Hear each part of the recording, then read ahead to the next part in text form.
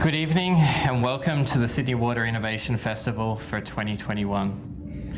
We're coming to you live from the iconic Customs House in Sydney, and behind us we've got some stunning views of the beautiful Sydney Harbour, of our beautiful Sydney Harbour Bridge and the Opera House. It's such a lovely evening this evening, Nicola, and it's been such a beautiful day with the weather here in Sydney. I'm Chris Gould. I'm one of our executives at Sydney Water, and I'm here with Dr. Nicola Lelson, our Manager for Research and Innovation at Sydney Water. And we're so pleased that we've got here after many months of planning. No one would have expected the number of twists and turns to get here, planning a festival of this size in lockdown and then delivering it during lockdown. Yep. It's been one fun journey. And it is a bit of a shame that we couldn't have you here for this inaugural event in person, but we're so glad that we could have you all here virtually with us. Yeah, absolutely, Chris, and welcome and hello, everyone. It is great to be here and to have got here after so many months. We are excited, and that's something you're going to be hearing us say a lot over the next few days, but we're really excited to have you all listening in as well. Like, we have over 1,000 people online tonight from all over the world, and we'll share where people are coming from just a little bit later on. But it's been a fabulous response. We'll also be crossing over to Northumbrian Water in the UK, who, as many of you will know by now, we've been twinning with to deliver this very first festival, and it's just been wonderful working with them because they've been delivering their festival since 2017. They have. So much experience and know-how, and we've been able to really just learn so much from them in planning ours. It's been terrific. And I just wanted to thank Nigel and Angela for being such wonderful partners through this with us. The experience that you've gained over the past 5 years has been absolutely amazing, and thank you for sharing it with us through the planning of our festival. What we have in store is such a big program ahead of us, and before we get into what the program looks like, I just wanted to say that we want to have fun at the heart of what we're doing at the Innovation Festival here. And we know, Nicola, that innovation can sometimes happen under times of stress and a lot of pressure. We also know that it can happen when we're having a lot of fun, and so what we're planning on doing here with a series of sprints and all of the thought leadership is to combine the high, fast pace of the sprints with the having fun, putting them together and seeing what comes out. Really, really exciting to see what the teams come up with. Okay, so let's kick things off for the evening. We have a very special welcome to country this evening for you, and for our international viewers who haven't experienced a welcome to country, you're in for a very special occasion. Yes, we are, Chris. We're going to cross to Auntie Anne Weldon, who's an elder from the Metropolitan Local Aboriginal Land Council. So thank you, Auntie Anne. Over to you.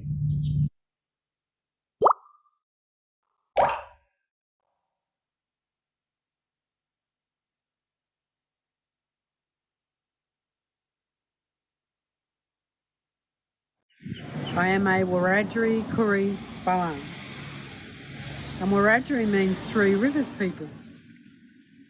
And the three major rivers in Wiradjuri country is the Clare, which has been renamed the Lachlan, the Murrumbidgee, and the Womble, which has been renamed the Macquarie. And my bloodline certainly runs deep within Wiradjuri country. I'm a New South Wales Aboriginal Land Council Elder for 2015 and a member of Metropolitan Local Aboriginal Land Council and their representative here today. And for people that are not aware, in this particular part of Eora country, Metropolitan Local Aboriginal Land Council is the cultural authority of culture, heritage, land and waterways. And I certainly stand proud of my people's richness of our culture and our strong resilience. And I acknowledge all Aboriginal and non-Aboriginal brothers and sisters that have all come together from across the lands for this incredible conference that's being held. I acknowledge the owners of the land on which I gather, and no doubt many of you do today, which is the land of the Eora Nation and Gadigal people.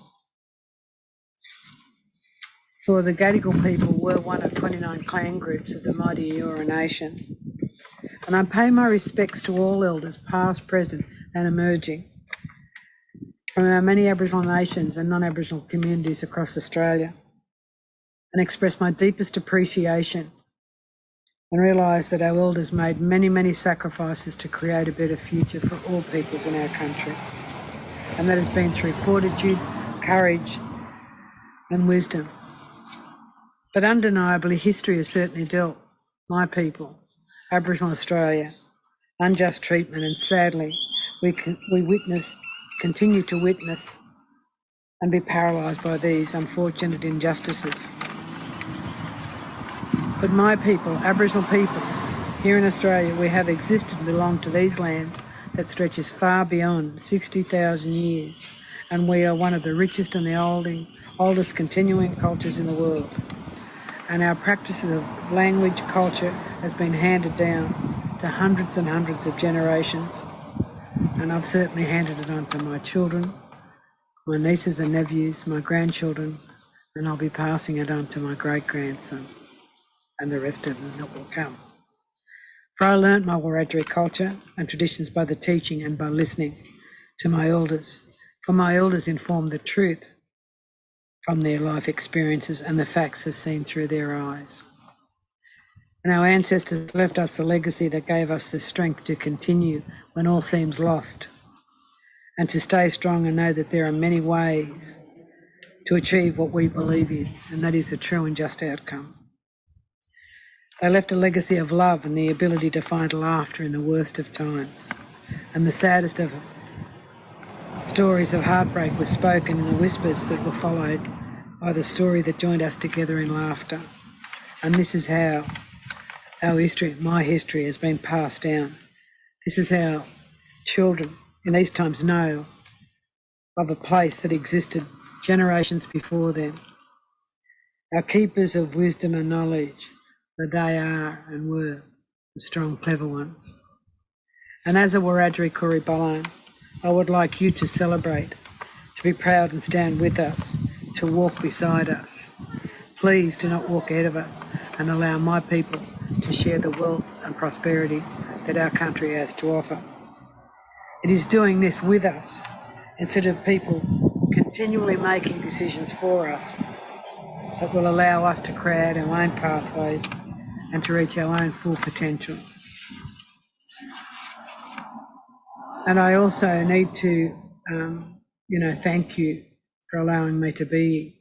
But it is certainly an honour and a pleasure that on behalf of Metropolitan Local Aboriginal Land Council, that I welcome you to the land of the mighty Eora Nation and Gadigal people, and indeed acknowledge that many of you are on the lands of Aboriginal nations across New South Wales or across Sydney. It is incredible for us to be able to do this. And I also would say a special thanks to Nicola and Chris, and I commend you both for your brilliance with this initiative and to help take us into the future of caring, protecting and preserving our most valuable, one of the most valuable gifts, and we are gifted with it. It's for us to protect and preserve and look after, of course, our waters and waterways. And we have all of us together have a responsibility to look after and care for our incredible country, but more importantly, the precious water that flow freely across our lands. Once again, thank you for allowing me to be here, and welcome to the land of the mighty Eora Nation and Gadigal people. Thank you. I would like to acknowledge the traditional custodians of the Darug and Dharawal nations, of which I work, live and learn. I would like to pay respects to elders past and present, for they have the knowledge of the traditions and culture and provide our connection to country. My name's Sarah. I'm a proud Wiradjuri descendant. I would like to acknowledge my ancestors as well as the Dharawal people, who are the traditional owners of the lands and waters in which I stand and live. I honour and pay respects to my elders past, present and future. Always was, always will be Aboriginal land. I'd like to acknowledge the traditional custodians of the land on which our office stands, the Eora people of the Darug Nation. I also recognise the continuing ownership and association with these lands, and would also like to pay my respects to elders past, present and emerging. Thank you. Badieli Kamaru. Hello in my traditional Gadigal language. I respectfully acknowledge the traditional custodians of the lands on which I stand today, the Darug people down at Kiama, New South Wales. I want to pay my respects to the elders, both past, present and the emerging, for they hold the stories, the memories, the customs and traditions for all Aboriginal and Torres Strait Islander people. Always was, always will be. It is important to acknowledge the traditional custodians of the lands. We would also like to pay our respects to elders past, present and emerging.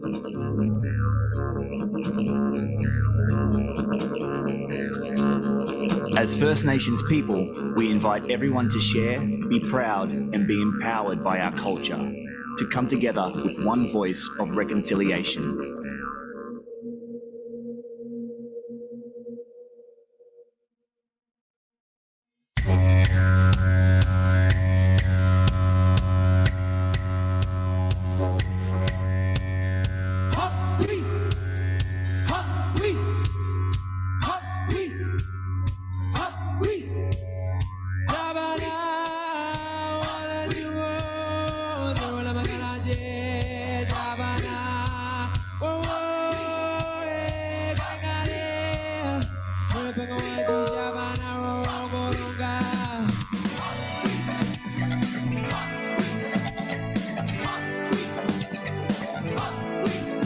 Look at the sun falling from the sky. The sunset takes my mind back to my homeland far away. It's a story planted in my mind. It's a clear. I remember. Oh my, oh my, sunset dreaming.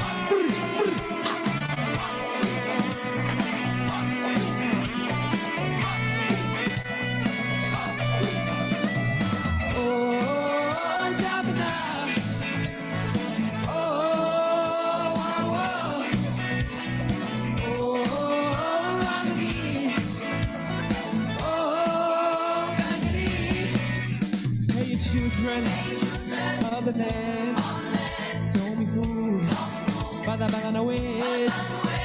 Who grows sorrow and war for our people in our land. Oh, Javana, come on. Oh, wow, wow.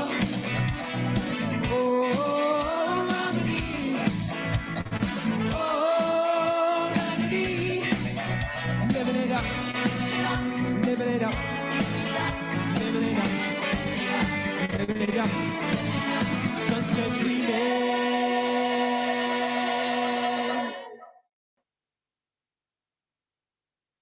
Thanks to Auntie Anna. What a performance, Chris. That was wonderful. The Kari singers were fabulous. They were, and it was great to see our Sydney Water staff too, also in celebrating just what it means, what country means to them. We'd like to acknowledge too tonight that we're meeting on the lands of the Gadigal people of the Eora Nation here in Sydney, and we'd love to know where you're coming from tonight, what lands or countries that you're coming from. You should be able to see a Slido link in the YouTube description where you can actually share that with us. And Chris, did you know that we've got people from 22 countries that have joined us tonight? Wow, I didn't know it was that high, actually. Yeah, just from right around the world. And just to give you some examples, we've got people from Germany, we've got people from Sri Lanka, Canada, Chile, Fiji, Spain, and the United Arab Emirates, just to name a few. So it's been a fantastic, we're global, and it's been such a great response. And just in terms of the lands too, we've got people from the Gadigal lands, the Wongal, Ku-ring-gai, the Darug, just to name a few. Talk about incredible, Nick. We've really been overwhelmed with the interest and support for our festival. So a big call out to the audience, to all of our partners and friends from all over the world. Thank you so much for your support. We look forward to having you on board for the next few days. And we'd also like to do a big call out for our sponsors who have come on board with us from the start. And some of the platinum sponsors, our 3 platinum sponsors that we have, Confluence Water, as well as Wipro, as well as Salesforce. Thank you so much. And to our other sponsors as well for making this event possible. Yeah, look, absolutely. And we do have lots in store for tonight's opening ceremony.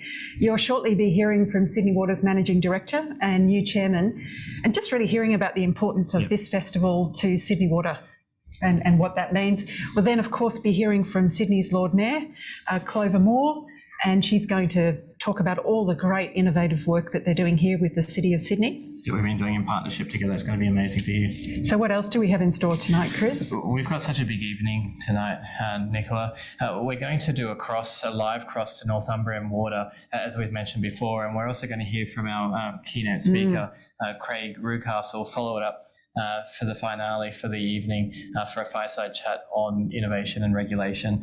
We've got some really big names from thought leadership as well as from regulators here and over in the UK. That's one not to miss.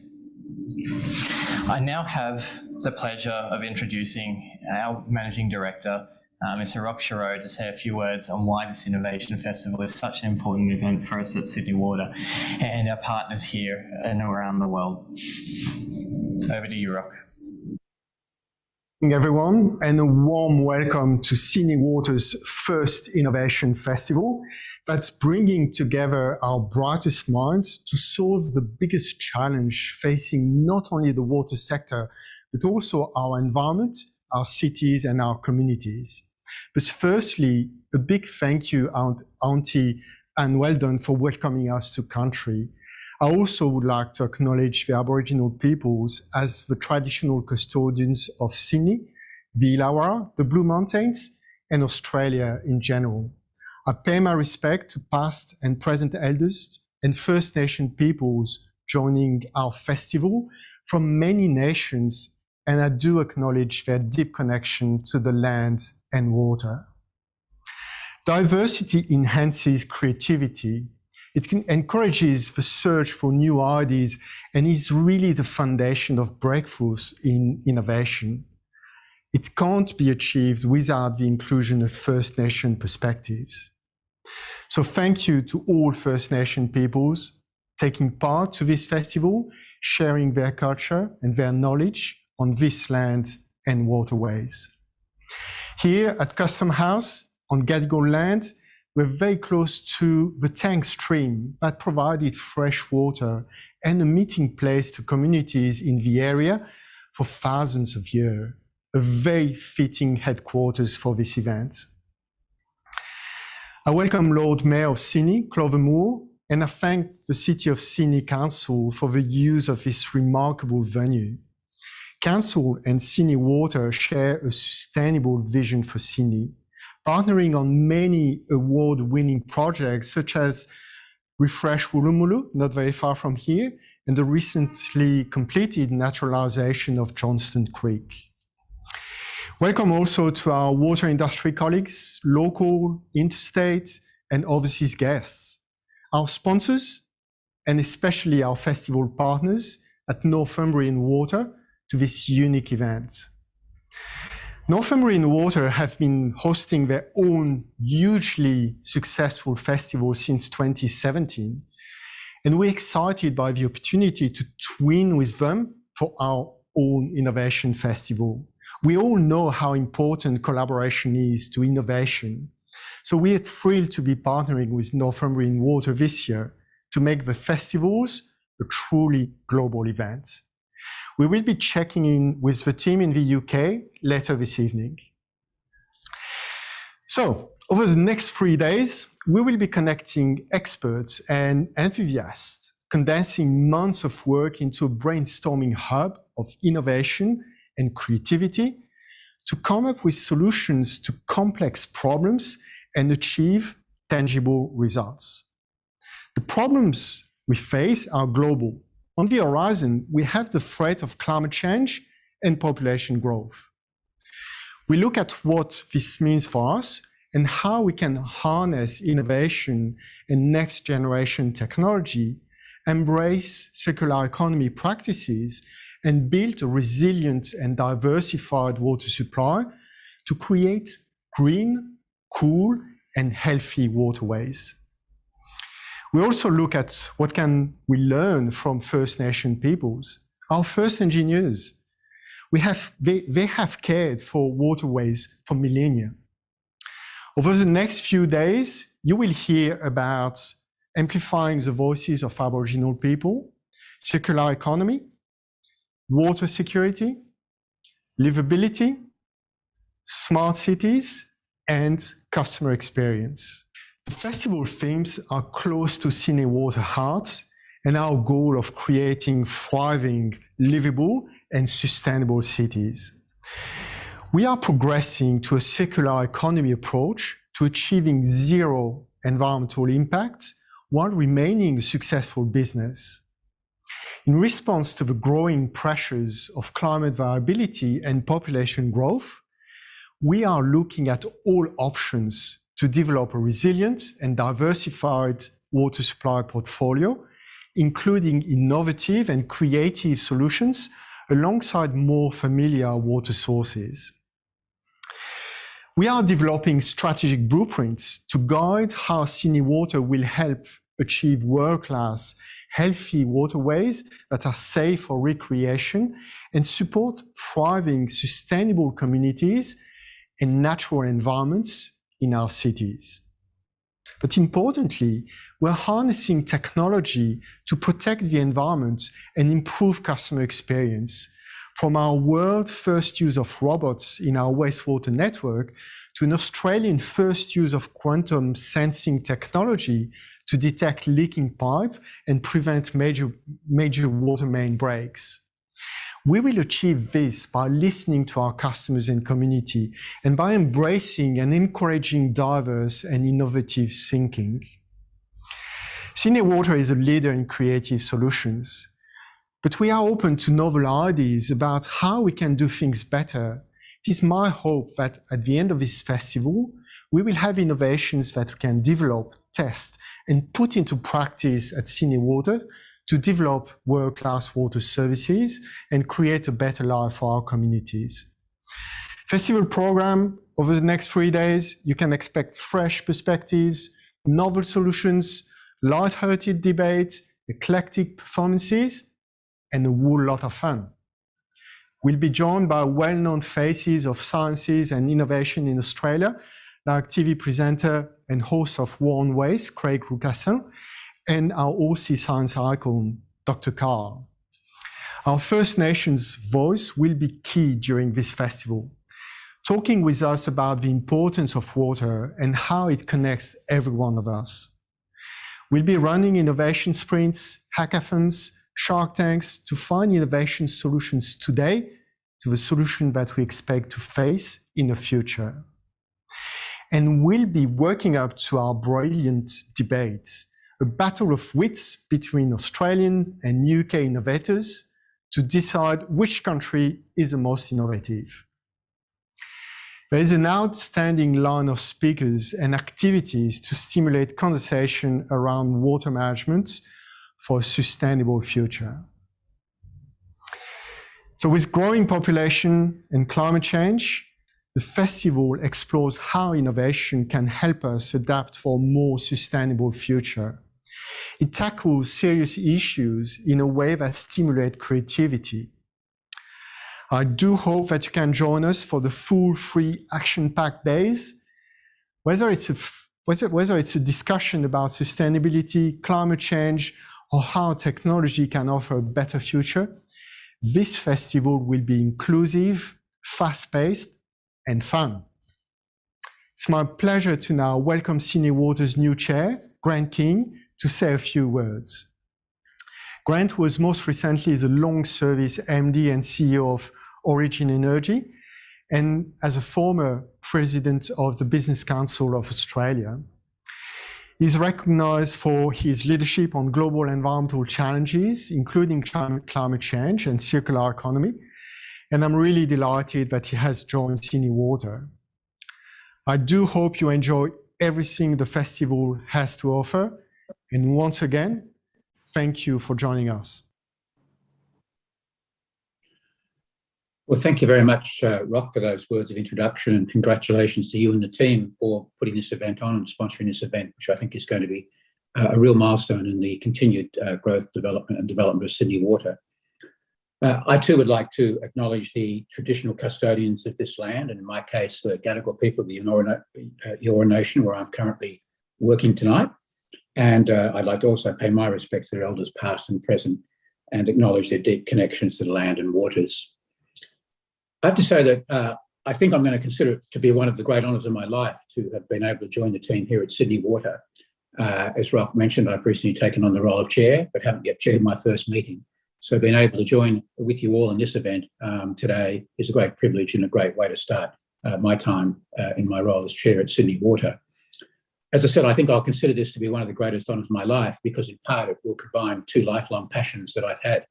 I was one of those strange people that knew almost from the day I had a first thought that I wanted to build things, and that gave rise to a degree in engineering and a career in engineering in the energy sector. And also a great interest in sustainability, something we'll touch on very shortly. So it gives me great pleasure to be part of Sydney Water's first Innovation Festival. And again, congratulations to the organisers. So I think firstly, for me, the question is, what is innovation? And I've been reading a book recently called How Innovation Works by an author called Matt Ridley. And I like his definition. He sees innovation as an incremental, bottom-up, fortuitous process that happens as the direct result of the human habit of exchange, rather than an orderly top-down process developing according to a plan. Innovation is crucially different, in his opinion, from invention because it turns inventions into things of practical and affordable use to people. And I think that's the business we're in, and I think it's the business I've been in all my working life, particularly in energy and utility-type businesses, where we've provided a service to entire communities. Innovation has the power to transform lives. And I just wanted to very quickly draw on three examples for reasons that I will always remember, and perhaps draw a point from each of them. The first is that we very quickly normalise the benefits of innovation. We take for granted what's been achieved. If we cast our minds back to the 1850s in London, with the stench of raw sewage flowing down the streets and disease like typhoid and cholera rampant around us, then the construction of the London sewers was an extraordinary innovation that absolutely transformed people's lives, but for which today we take as a basic service, an expectation of modern life. I remember in my school years, and I can assure you that was a very long time ago, learning about the fact that we were going to run out of food. In fact, in 1968, a scientist by the name of Paul Ehrlich released a book called The Population Bomb, suggesting the world was already overpopulated and hundreds of millions of people would starve to death in the 70s due to lack of food. Of course, that didn't happen because of a gentleman by the name of Norman Borlaug, awarded the Peace Prize in 1970 and credited with saving the lives of 1 billion people from starvation. He's known as the father of the Green Revolution. And that was a very impactful story in my school years because it taught me about, again, the power of innovation and the power of hopefulness to create outcomes that was so transformational in people's lives. And the third example reflects my career in the energy industry. And some of you might recall that a very popular conversation in the early 2000s was called peak oil, that the world was running out of fossil fuel. And some would say that would have been a great outcome. But of course, it didn't happen because of the development of shale. And if there's ever a story about persistence, it's the persistence of a bunch of engineers and scientists who kept drilling and plugging away at solving that problem and opened up a bountiful supply of natural gas. And of course, that now leads to a huge challenge to replace those fossil fuels, or our reliance on fossil fuels, with renewable energy and create a similar revolution, which is already occurring with solar energy. So we need constant innovation to survive and prosper, particularly given our current challenges around climate change. And of course, water is a huge issue. I think it's one of the biggest geopolitical issues in the world. Clouds and rivers know no boundaries.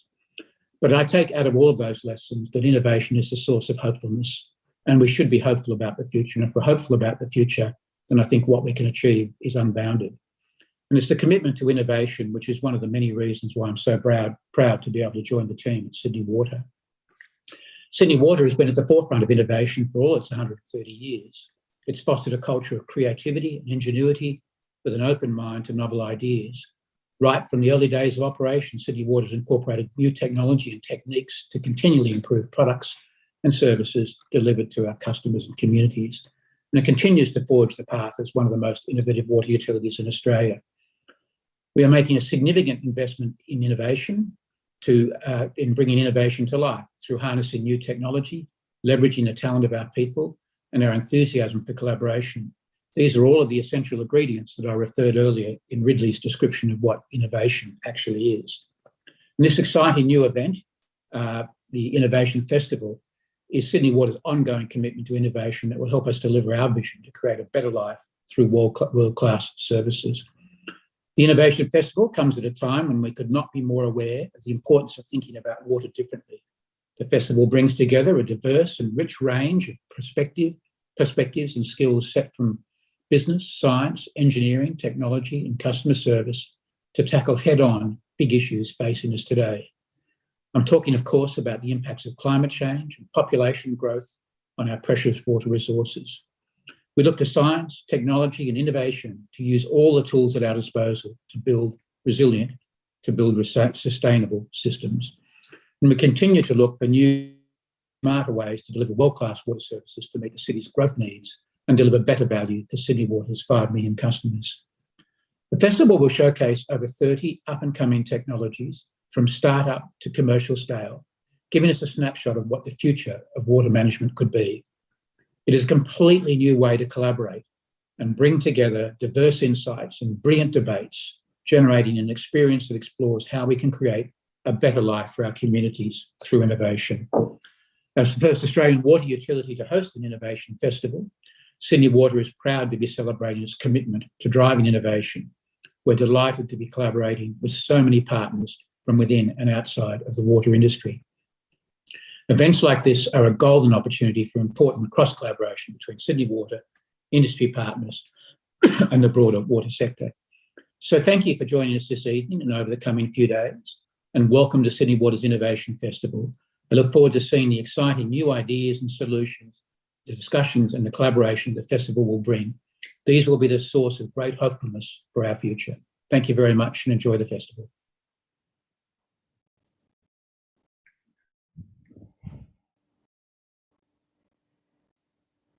Thank you very much, Rock and Grant. Chris, that was a terrific presentation, and just great to hear about the commitment to innovation within the organisation, and obviously great to have Grant on board. Oh, it's amazing the amount of interest that we've seen from across the board from our partners and from our customers and sponsors. Just incredible. Fantastic. Well, now we're going to move to our next speaker, and we're very honoured to have Sydney's Lord Mayor Clover Moore here to talk about all the innovative programs that they're running from the City of Sydney Council. And very proud to say that we're collaborating with them on many of these to actually, work together on delivering this, what we want to be. We all want to be a resilient and livable city of Sydney for generations to come. A little bit about Clover before we hand over. Clover Moore is the longest serving Lord Mayor of Sydney and is currently in her 4th term. She's the first popularly elected woman to lead the City of Sydney and previously served in the New South Wales Parliament and the City and South Sydney councils. As Lord Mayor, she has led the development and the implementation of the city's internationally renowned long-term plan, which is called Sustainable Sydney 2030. And that plan has got some ambitious targets, particularly around, just how we can create that kind of sustainable city going forward. And she's going to talk about those sort of targets, and particularly around things like their targets for greenhouse gas emissions. So let's please welcome Clover Moore. Thank you. Thank you, and hello everyone. Welcome to Sydney Water's inaugural Innovation Festival. Welcome especially to the international guests, including of course Northumbrian Water. It may be our inaugural festival, but I believe it's your 5th, and I'm sure there is much we can learn from you. I'd like to acknowledge the Gadigal people of the Eora Nation and pay my respects to their elders both past and present, and I also acknowledge the people of the very many nations that live in our city. I would also like to acknowledge Reucassel, CEO of Sydney Water, and a wonderful champion of innovation in this vital area. Climate change and sustainability have been a key focus of our work at the City of Sydney since 2004. In 2008, after a historic citywide consultation and intense research, we developed Sustainable Sydney 2030, a strategy to make our city sustainable and livable, with ambitious targets and regular reviews to keep us on track. I am proud to say that we have reached those goals, many of them well before their due date, and Sydney has grown strongly in that time, but we have met our goal to reduce our emissions by 70% by 2030. This year, 2021, 9 years early. One reason for our success is that we have actually sought partnerships and established programs, such as the Better Buildings Partnership with major building owners, the Smart Green Apartments Program for apartment owners, and the Sustainable Destination Partnership with hotels and entertainment venues. Better Buildings Partnership members have reduced their water use by 26% from 2006 levels, saving the owners $10 million a year, which of course makes them, as well as the environment, very happy. Similarly, with the 172 buildings so far commissioned to the Smart Green Apartments program, have cut their water usage by 697 megalitres. Sydney Water works with our sustainability programs team to develop and streamline these programs. And like the city, want to see recycled water use and dual plumbing installed in the government's redevelopment of the Waterloo estate. In 2014, the city was accepted into the Rockefeller Foundation's 100 Resilient Cities, and to develop the Resilient Sydney strategy, we are now working with all 32 metropolitan councils across our metropolitan area on long-term resilience. So we are really glad to be partnering with Sydney Water to further improve our water management across the city. The urgency of the crisis we are facing has been dramatically illustrated in the past couple of years. As the poet wrote, Australia has always been a land of droughts and flooding rains, but the fires and the floods we have had more recently reflect the scale of global warming. So we need to step up, and we need to join forces across the community, across the city, across the state, and across the country to deal with these challenges. Water is a key resource for the driest continent on Earth, and its management is a critical element in our response to climate change. The city has long been working to manage our stormwater runoff and promote recycling. 10 years ago, we developed a decentralised water master plan. Since then, we have established water reuse schemes in 20 parks, including some of our largest parks like Sydney Park and beautiful Pyramid Park on the harbour in Piedmont. These systems provide up to 80,000 litres of non-potable water each day in summer. Our largest stormwater harvesting system was completed in 2015, upgrading the Sydney Park wetlands to provide a sustainable water supply for the 44-hectare park and our nursery, and at the same time creating a beautiful natural oasis for local residents and visitors. In 2017, however, the original plan had to be removed to accommodate the changing land use due to the New South Wales Government's major WestConnex road project.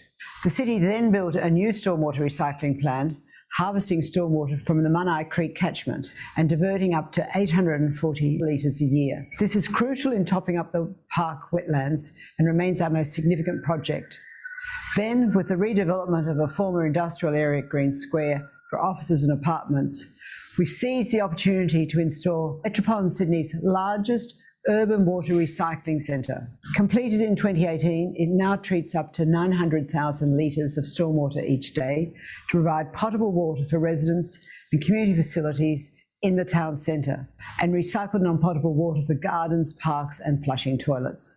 Then last year, as construction on the light rail along George Street was nearing completion, we laid a pipeline alongside, and we are now going to market for an operator to supply recycled water to city buildings along its lengths.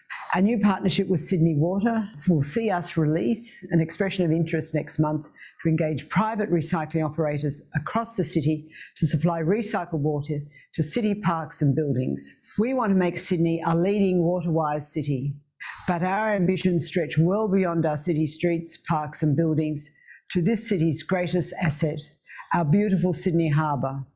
The city has long had a dream for a clean, swimmable harbour, and when we built Pyramid Park in 2010 in Pyrmont, its design allowed for this possibility.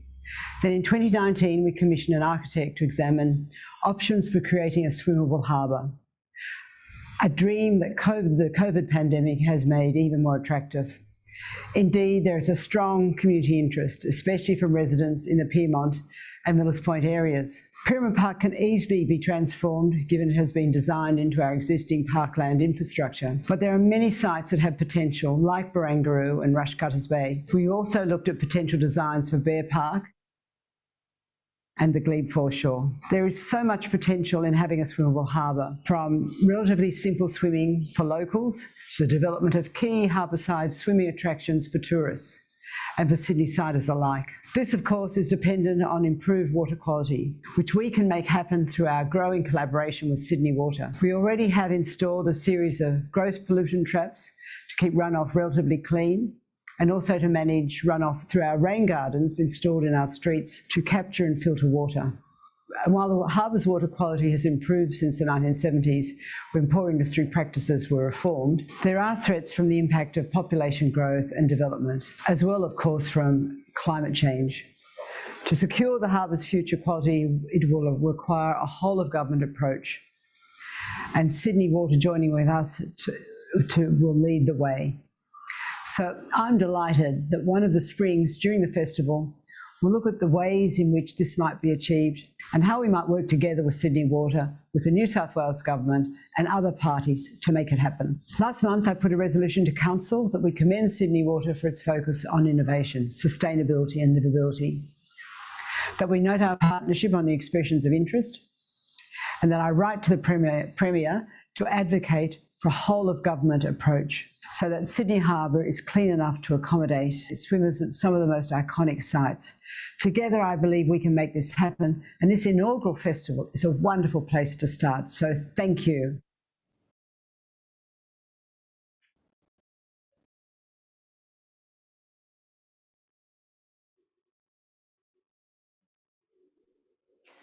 Thank you, Lord Mayor. We are so pleased to be partnering with the City of Sydney on a number of the initiatives that the Lord Mayor mentioned, from recycled water to making the harbour swimmable for our people in the city.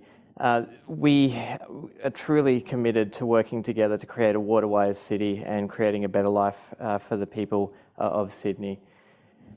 Nicola, it would have been fun to have a bit of a harbour dash across the harbour, but wasn't to be. It's a bit cold, I think. Oh, look, it absolutely would have been. And we actually know our friends at Northumbrian Water are doing that. They're actually having a daily dash.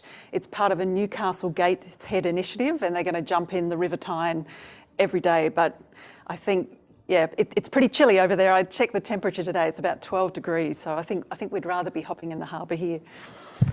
But yeah, great idea though, and obviously a great aspiration to be able to swim in more of our waterways. So I think that's a really good segue to cross to our partners in Northumbrian Water, and obviously part of the reason we're coming to you tonight is because we can cross over to them who they're just about to kick off their festival. So it's morning in the UK, they're about to get underway, and we're going to cross over to Nigel and Angela. So hello.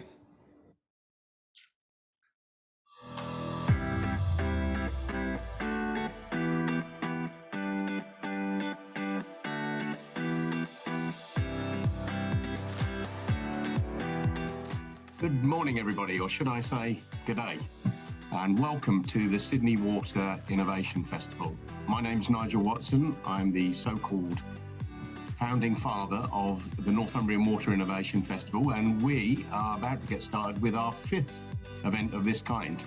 That means we've done it before, and since it's your first, you might not know what to expect, but you really are in for a treat. A lot of people tell us that it's the best week they've ever had at work, and I hope that that's the experience that you're about to have.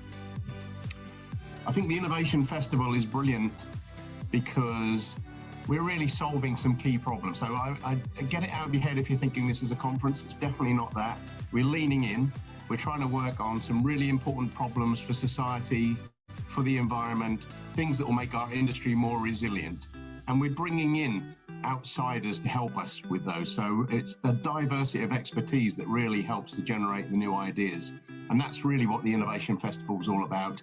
And I think the other thing that I really love about it is it taps into people's whole selves. So when you talk to your colleagues, you'll perhaps notice that, my goodness, they're incredibly talented sportsmen, or they're really good at music or art or something like that. And the festival allows all of that to come in and for people to be their whole selves in the festival environment, have fun and create new ideas and solutions for the industry. So I think that's really what I love about it. The one piece of advice I would give you, if this is your first festival, and it probably is to be all in. It really just, no holds barred, let yourself go, contribute everything that you possibly can. There really is no such thing as a silly idea. In the festival, especially in the early phases of it, we're looking for that really expansive thinking. You might think, it doesn't really make an awful lot of sense, but you put it out there, someone else will build on it, and suddenly, before you know it, you've got a whole new solution to something that you've perhaps been wrestling with for years. And the festival works brilliantly as that kind of environment. We can't wait to get our event off the ground later on today. I hope we'll have a brilliant week. I'm sure you will too. And we'll keep touching base and understanding what's going on with you. We've got the Splashers debate as well, so I'm really looking forward to that. So I think it'll be a brilliant week, and I hope you really enjoy it. Thank you. And I'm now going to hand you over to Angela, who I think is going to do a little dance. Thanks for that, Nigel. So all I can say is, Sydney Water, you are in for a treat. You are going to have the most amazing week. You'll be experiencing things that you've never done before, pushed out of your comfort zone. But most importantly, you'll be creating solutions to really tough challenges and collaborating with people all over the globe, and of course with ourselves. So we'll be popping in during the week, and we'll be shoulder to shoulder with this Innovation Festival. So I guess all that's left for me to say is, welcome to Sydney Water's Innovation Festival 2021.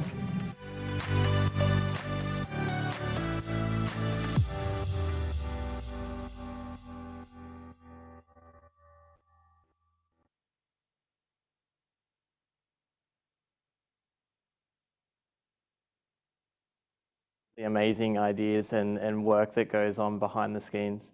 Well, now it's time for our keynote speaker for this evening, Craig Reucassel. Craig, pleasure to have you here. Good to be here. Craig, you don't really need an introduction, but I'm going to give you one anyway. You're an Australian writer, you're a comedian. You're best known for your long-standing work on the Australian television series, The Chaser. And I love the show. My kids love the show. It's a hit around Australia and around the globe.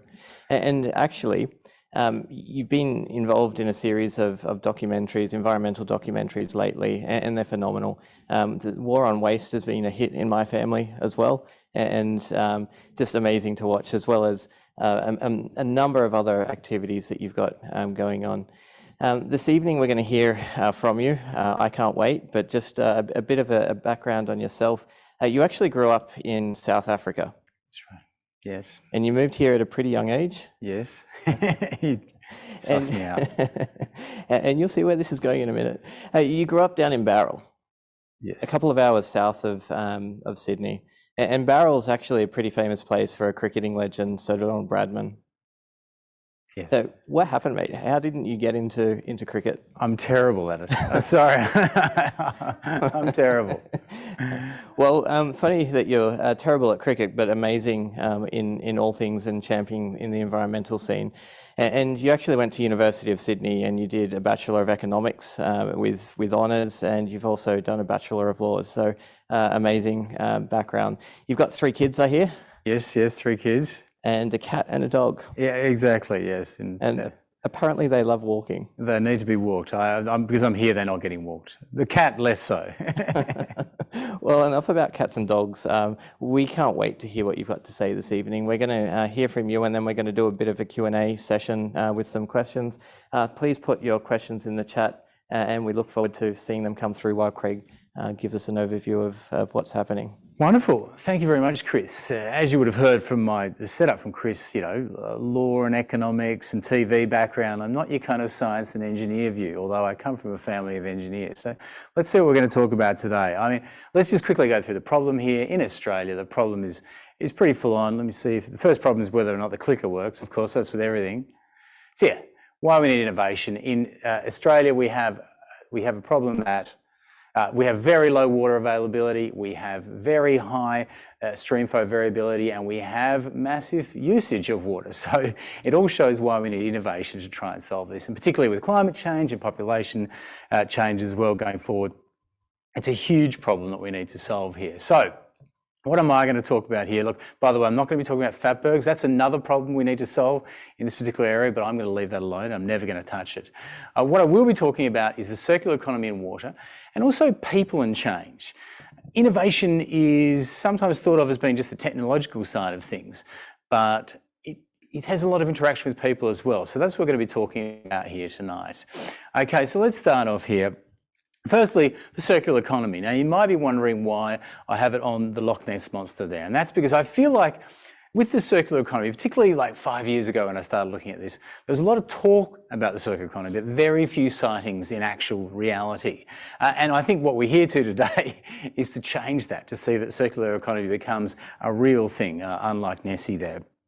So, if we look at it here, this is the kind of the general circular economy. When I do war on waste stuff, we tend to be looking at things like plastics and glass and that kind of stuff, and it's about moving from that linear economy, moving into a circular economy. Now, it's interesting with water because, in a sense, water already is very circular in nature. It has a circularity in the natural world, evaporation, rain, all that kind of stuff. It also has, I guess, a circularity in the way it's dealt with by us. We take it and we turn it into a product and use it, and then we return it into recycled water, we turn it into something else. It's really about what state it's in at the time, but it is definitely in a really circular nature. So the interaction between water and the circular economy may not be as immediately obvious. So let's have a look here. Let's have a look at water firstly. I want to start this, before we get to water in the kind of circular economy, I want to look at water in the non-water circular economy, so the more traditional stuff that we would normally look at. So let's start firstly with organic waste. Now, it's interesting because organic waste, and this is one of the biggest responses we had when we did the War on Waste documentary, was about food waste. And now this is the kind of thing that people perceive food waste as, and this got the kind of biggest emotional response. And then we'll talk about what the realities of food waste is. There's very strict supermarket specifications on sizing. Okay. What's this? So this is too big. There's a double in there as well, but your fingers are too long. So what, that whole lot will go? Correct. It's too long. Seems ridiculous. How much do you lose at this stage? Sometimes it goes up to as high as 40%. Right here. Seriously, right at here. this point here? Yes. All right. So we'll measure this banana, and 260 is acceptable. So that much? Makes it unacceptable. And what about this side? No, too small. Too small? Too small. Fruit gets thrown away because it's too fat. Too fat as well? Yeah, so too fat, too skinny, too short, too long, too marked, too ugly. So yeah, cosmetic standards, fruit, that's what kind of a lot of food waste is thought of. Of course, some of the food waste, I think, in this particular area of water you're dealing with is much more sludgy and not so nice looking, and it's not the kind of thing that people normally respond to. But this is the kind of food waste you might see on a farm, but in all parts of our food system, there's enormous amounts of waste. There's waste in production, there's on farms, there's waste in the creation of food, there's waste post-consumer as well. There's an enormous amount of that. And I guess the big question we have in terms of the circular economy when it comes to organics is, what do we do with it? Okay, what do we do? And look, in Australia, and apologies to people watching from overseas because you're going to be slightly shocked by this, what we predominantly do is we bury it in landfill, which is a totally ridiculous approach. We take organic waste, we put it in landfill, which means that it's capped in a landfill and therefore it breaks down without oxygen. It turns into methane, which is, depending on whether you're talking about a 100 or a 20-year time frame, 28 to 80 times worse than CO2. It's a ridiculous approach. And we have some methane capture here at our landfills, but it tends not to capture most of it. So that is the silly approach. So how do you actually deal with it in a circular economy way? Now, the simplest way is to kind of compost it. Most people think about it in a home sense, in their home compost, and that's a great approach. But to deal with the kind of massive scales of organic waste that we really have in our system, it's a huge part of our waste stream. We need to deal with it on a commercial level, whether you have commercial composting sites. In Australia, we don't predominantly have those at the moment, and there can be problems with that as well. We saw an instance in New South Wales where attempts to compost led to contamination due to plastics and other stuff there. So whilst we might think in our head, we'll compost this, it'll end up on a farm growing new vegetables and it's the circle of life, it doesn't necessarily end up that way. And that's where I think the area of water is actually coming into it, and that's with using water in anaerobic digestion and cogeneration and creating energy. It's not what people would normally think about, going, oh, well, I've wasted my banana, what's it going to turn into? Well, it's going to turn to energy. But it's a great solution to this. And Sydney Water's been looking at this in a lot of cases, and I think it's interesting that part of innovation is actually just the constant experimentation that goes on of actually trying to make something work, which has been going on in several places. But I was interested to see in the studies of this that things like plastic also cause problems in cogeneration as well. But where it's better than some of perhaps the other energy to waste approaches is that a lot of them involve taking a lot of waste, saying that it's renewable energy because of the organic component, but also burning with masses of plastic, which is essentially oil-based and leads to CO2. So this is an interesting approach. If you can actually get the kind of cleaner stream there, this is a much better approach. So that's a way in which water can be involved and water production places can be involved in circular economies. And still though, you need a clean stream, which is one of the innovations we really need to come up with. I'm quickly going to touch on plastics, and I won't talk about this long, but obviously one of the big things we talk about is plastic circular economy. Are we going to be able to recycle our plastics and that kind of stuff? And it's really interesting because the EPA did a look at the benefits of recycling. And in terms of greenhouse gases, energy, all of these things, it's always a massive benefit. One of the only areas where it isn't necessarily is actually water use. Some recycling of plastics actually leads to using more water than otherwise, and using, virgin products. And that's an area where, again, I think looking at ways to reduce water usage in actual recycling, given we're building a recycling facilities in Australia right now, is really important, because otherwise you have this negative kind of externality when you're actually doing positives of plastics recycling as well. So hopefully we can look at that, whether it be using recycled water or otherwise, reducing that water. So that's the kind of water outside into the kind of traditional economy. But what about water in its own circular economy? And that's a fascinating area. There's been some great work done by Water Services Australia and UTS ISF thing to kind of do a list of this. Now, I can't read this list, not only because I don't have my glasses on now, but I'm not going to go through every one of them. And that's because I've kind of split it up. A lot of that's kind of technical stuff. It's really science-based, it's really technical engineering. And there's going to be a lot of talk about that kind of stuff over the next days. But some of these kind of circular economy things really interact with the public, with people, and that's what I want to look at here. So just quickly, the circular economy and the public, what do we actually do? Maximising reuse is one of the ones that's a lot about that. Maximising recycling is about interaction with people, as is maximising environmental flow by reducing consumptive use of water. So all of these things have a real interaction with the public. And innovation is not, I really want to point this out, innovation is not just complex technology. Innovation could be a campaign to change behaviour. You might be sitting there, thinking, well, I'm not a scientist, I can't do innovation. But innovation is partly that. Innovation is also, it can be a new regulation. Innovation can also be a simple piece of technology. If you look at something like a low flow shower head, The simplest piece of technology ever. It's a tiny bit of plastic that's been put in there. The actual innovation challenge is how do you get it out into everyone's houses? So I'm just saying it's not just about science when it comes to innovation here, and that's what I talk about today. I mean, think about water recycling, great technical innovation. In Australia, when we tried to roll it out in 2006 into Toowoomba, it didn't get up because of the public's response to it. And so understanding how we take innovation and interact with the public is a crucial part of it as well. And hopefully part of the conversation, I think when you're coming up with solutions, you've got to think about that kind of thing. How humans respond to things is really important. We did an experiment at a school where they got in a 3-bin system, organics and recycling and waste. And when they were all put together, fantastic, kids put it all in the right bin. You separate it by 5 or 10 metres in a high school, and they'd all put it in one bin. It's like 10 metres is too far for the human teenager to walk to put away their rubbish. That kind of interacting with humanity is an important part of innovation as well. So here's a fascinating area which I think it interacts with water that I've looked at in the past, and that is that you would think that people would use tap water instead of bottled water because price signals are really important, right? We all respond to price signals. Now, tap water is 400 to 2,000 times cheaper, yet in Australia, people constantly buy bottled water. What's the reason for this? And we decided to do it a bit of an experiment and go out to people and put tap water in sexy looking bottles and get them to drink it and see what they thought about it. And almost all, actually only one person in the whole day said, oh, this tastes a bit like tap water. The rest thought it was the most fantastic water because the packaging was different. We're a complex beast. And you come up against things like this as well. Do you reckon some people think that tap water is not as healthy? I don't know. What do they think? Well, I mean, it's definitely not. You've got all the sort of fluorides and stuff that they put in it to condition it. So you think fluoride is less healthy? Mate, not a chemist, but it can't be good.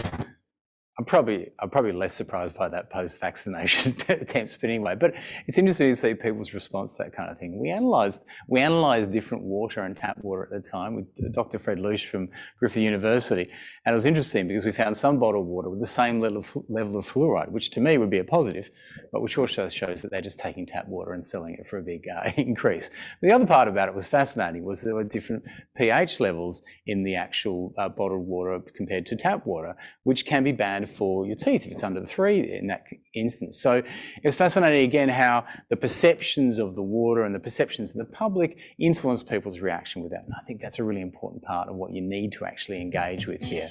And I'll just show you, we tried to advertise tap water to give it a sexy kind of advertising to see if we could actually market it to people, to get people to like it. I'm not sure if we got it right. So what would happen if I took some tap water and added a dash of snazzy marketing? They said that water couldn't get any better.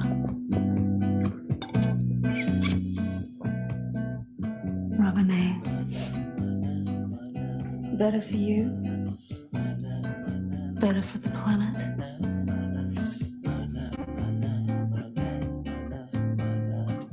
Robinette. It's French for tap. And don't forget, you get free refills for life.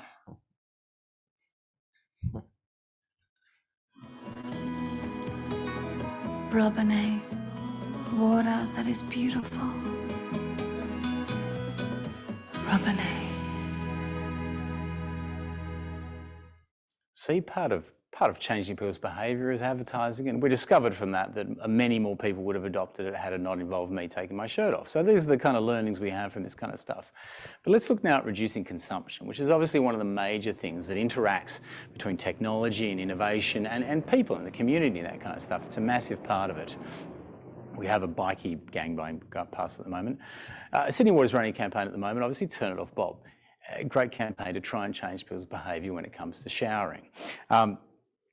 Interesting though to see how that kind of thing works and how it interacts with innovation. Now the idea behind that, of course, of us using less water is the idea of scarcity of water. Behind it is that sense of we don't have much water, we've got to save it. There was an interesting study done in 2017 that compared the attitudes to water in Western Australia, Brisbane and Melbourne. And so in Melbourne and Brisbane, they found that the sense of water crisis led to household water conservation in Brisbane and Melbourne. But in Perth, in contrast, access to alternative water sources in Perth through desalination plants and household bores de-emphasised personal as responses to household water conservation. So interestingly enough, the changes in technology, the different ways in which water were delivered to people in Perth, made it that they had a different interaction with water and whether or not to save it. Now, there's been some responses to this particular study from people from Perth who say, well, in actual fact, it's mainly outside that we use more water rather than inside. But the feedback from the people was based on this kind of analysis, which is quite fascinating. And it does actually reflect a kind of approach. In my mind, I think I've had people interact with me and go, oh, it's all solved now. Sydney's got a desalination plant, you know, why should I have to give up on my water? Now, it's interesting because my response to that is, because we've got a desalination plant, great, we've got water, we're taking it, we're turning it into a drinking water. The problem with desalination plants, of course, is they use massive amounts of energy. In Australia, we use massive amounts of coal to create the energy. But of course, in Sydney's desalination cases plant, in the plant there, all of that comes from renewable energy actually down near Canberra.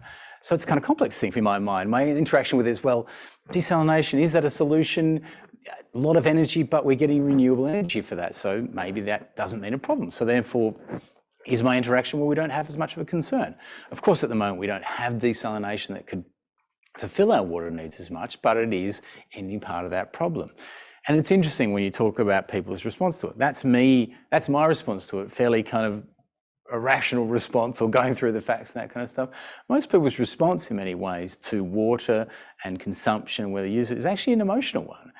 Like in Australia, if you think about it, we respond to seeing droughts in our country areas, and that's what makes us go, oh, I want to use less water.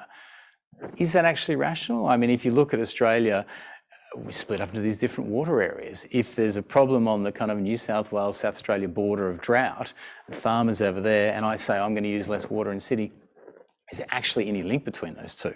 I'm not saying we want to correct it, but it's interesting how you don't necessarily have to just look at the kind of rational response when you come to innovation. It's also about looking at people's emotional response and going, okay, if we're going to change consumption, what's the actual way that people engage with this kind of thing? So just quickly, that's one of the reasons actually why when we did Fight for Planet A, which is a documentary about climate change, we tried to link, we had some share house students in Wollongong, we tried to link their concept of their showers being long also with their energy use and their cost to them, because it's like, well, that's also a more direct way of actually linking it. Just quickly, so changing habits is really important. It's a really great thing to do, but one of the big questions is how sticky habit change is. Like if I change your habit and go, you're going to use a keep cup, you know, as Warren Waste told everyone to do, that might work to a point. Interestingly enough, in my case, the people I saw around me, it only worked once there became a social pressure on them to do that. Now with water usage, it probably has to be a family pressure because most of it's done at home. It's done in secret in your own bathroom, that kind of stuff. So how do you actually make that kind of change occur? Fascinatingly enough, there's this study that showed that, you know, after the droughts we had in Australia and water restrictions came in, despite population going up in Sydney, our water usage didn't go up. But why is that? Was that because we convinced people to use less water and change their habits, or is it because we convinced them to change to a low flow shower head or something like that? And I guess that's one of the big things when you think about innovation. Here's an ad trying to change somebody's behaviour, and that's a really big thing. But what if you could change his behaviour in a bigger way? What if you could change his behaviour so that he got Sydney Water's Water Fix Residential to come over, and therefore not only is he changing his shower behaviour, he's got several other things that have been changed, and they've changed they've changed for good. They had changed to low flow shower heads, low flow other stuff. They fixed leaks, and therefore even if a week later he's forgotten the ad and he's forgotten that change, or he's forgotten his concern, hasn't seen a drought story in a while, that change is baked in, and that's a really important thing. Or do you go to the next level, which is baking it in by regulation? Like if you can get it so that everybody has to do it through, you know, changing regulations in basics, for instance, that's an even bigger way. So one of the things I think when you're looking at these innovations is, yes, it's technological innovation, yes, it's changes like that, but it's also thinking, okay, how do we get this to the biggest amount of people? How do we do that? Is it through changing people's behaviour? Is it through regulations? Is it all that kind of stuff? So that's the kind of crucial thing here. And this whole approach and looking at water actually made me change my approach to climate change. I was trying to take the, you know, waste hierarchy, reduce, reuse, recycle, and try to apply it to climate change. And my initial approach was, okay, well, that'll be avoid, reduce, renew, offset. But in actual fact, I started thinking about it in a similar way. I went, you know what? Reduce is about often just behavioural change. If you get somebody and you actually go, I'm motivated right now, I'm going to put renewable energy, I'm going to change put solar panels or whatever, or, you know, Sydney Water putting in that kind of thing and changing the way you get your energy. That's baked in for life. It's a big change. And that's why I actually put it above. I think that those kind of changes that are baked in are more important than those just behavioural changes that may be fleeting. So, example is again, Rouse Hill changing to water recycling that's actually at every house. 40% reduction, less drinking water. Perfect approach to that. But again, it doesn't have to be technical. If you look at WA, they have, it could be, for instance, coming up with a term like groundwater replenishment scheme. The fact is over there, we've got water recycling that's been accepted on a broad level because it's treated to a level whereby you could drink it, but it's then put into groundwater, it's then put into aquifers, and then people drink it afterwards. And that interesting change has meant that it's an accepted part of the system there. And great terms like groundwater replenishment scheme confuse everyone to thinking that they're not drinking recycled water. So, you know, as I said, when you're looking at innovation this week, think about all the different elements to it. It's not just about the technology as well. It's like, technology, not technology.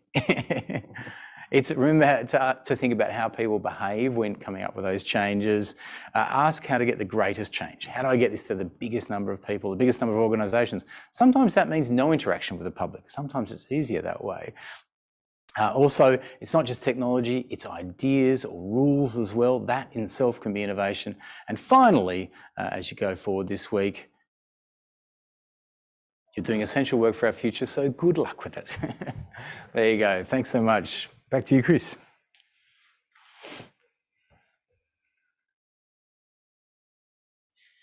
Thanks, Craig. Well, that is absolutely fascinating. And it's fascinating because it's our future. It's the way that we go in the future.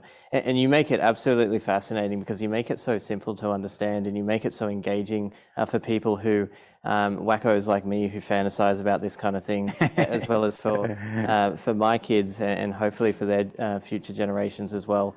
Thank you so much. No, pleasure. But it's hard. I mean, this is it. It's like, the change, I'm fascinated by how you get the change with this. And something like recycled water to me is like, it's the obvious approach, you know, drinking recycled water. I'm thrilled by that idea at the kind of technical engineering level, but whether we can get it at the next level and whether we get through is actually the harder challenge in a way. So yeah, it's all kind of joined together.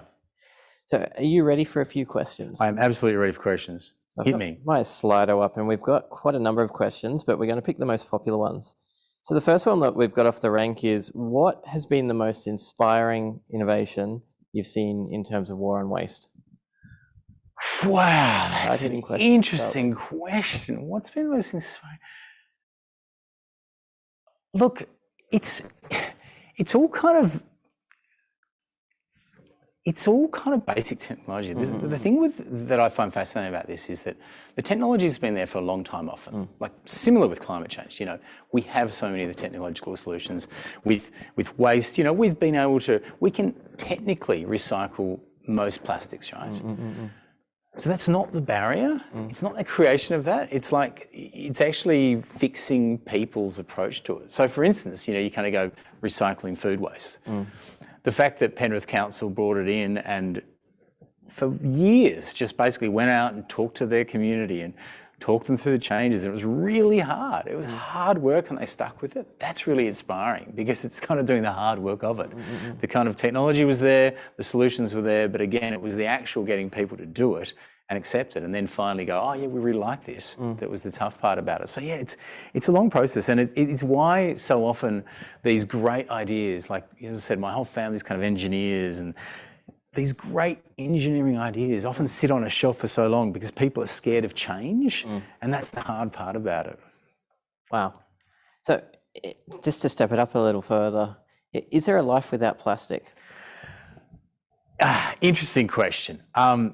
That's going to come down to you guys and the kind of engineers and scientists at the moment. I've seen lots of talk about, you know, plastics that dissolve in water over the last few years and all this kind of stuff, but we never seem to get that coming to the market stage. And that's because plastic has certain qualities that are required. And often you go to a supermarket and they have high regulations about what that plastic is achieving. And there's not necessarily an alternative for that. So in the plastic space, there's massive massive areas for innovation, for coming up with new polymers and that kind of stuff. Even like bioplastics are interesting because yes, there's bioplastics which use, organic waste to turn into plastic. But once it becomes that plastic, it still doesn't break down in water. It's still going to have the same impact on animals there.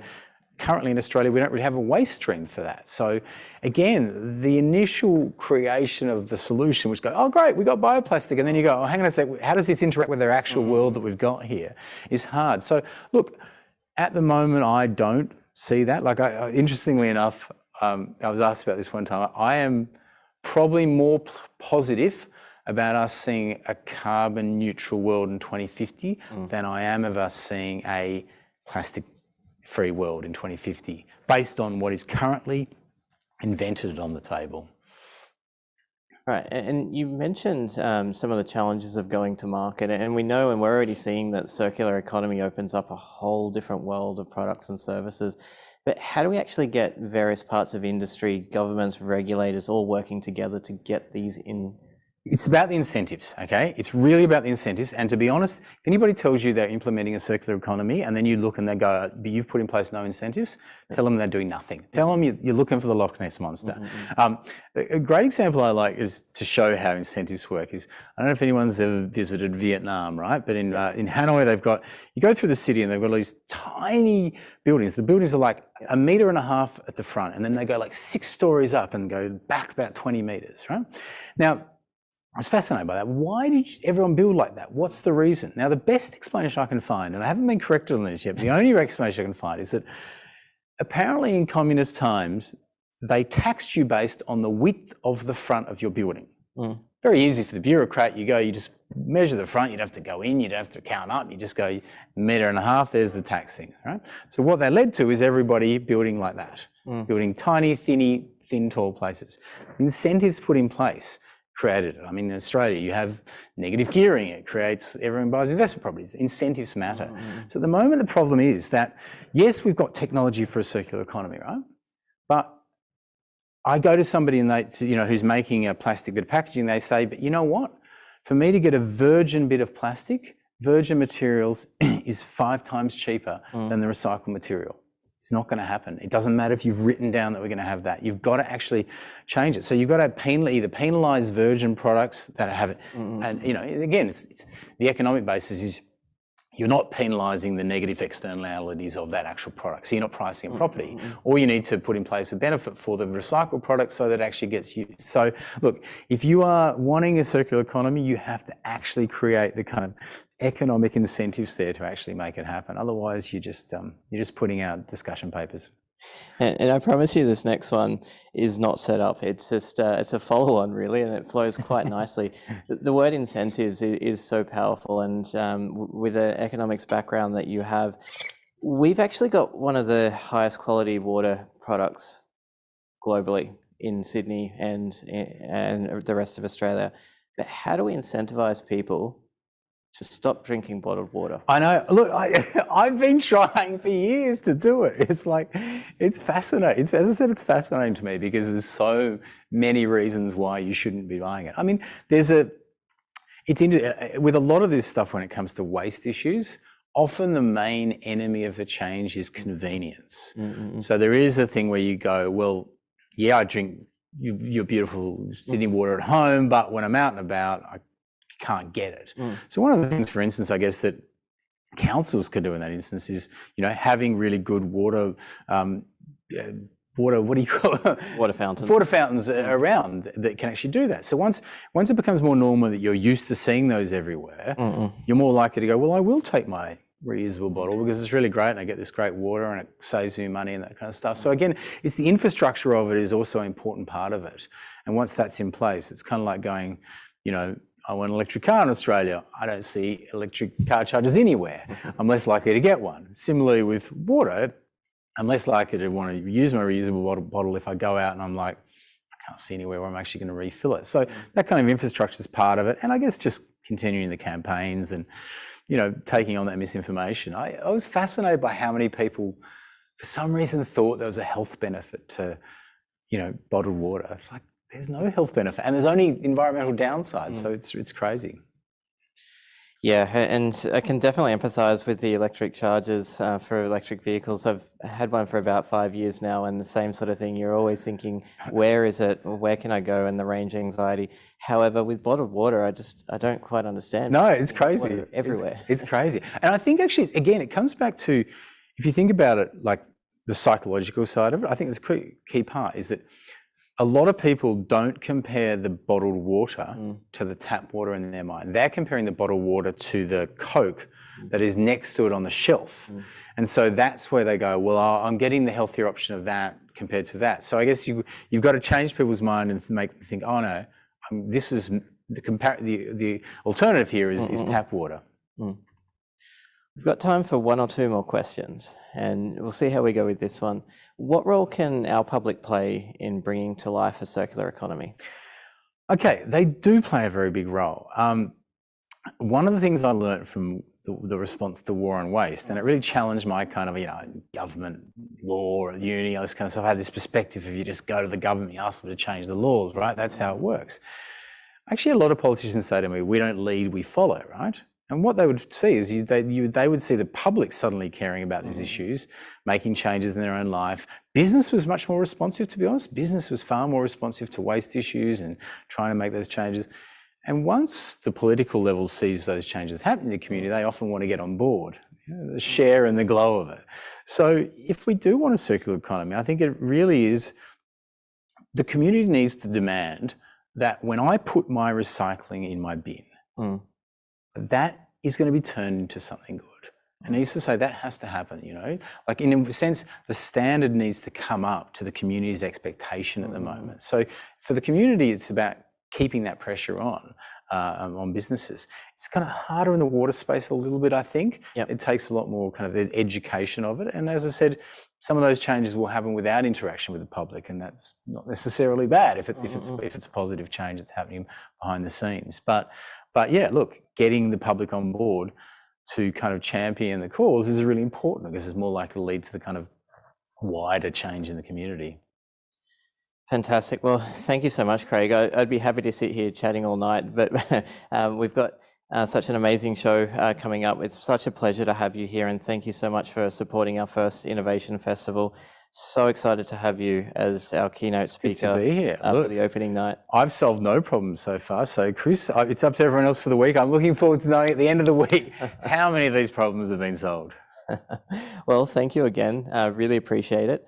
I can't wait for seeing what's coming up through the week, and well, thank you so much.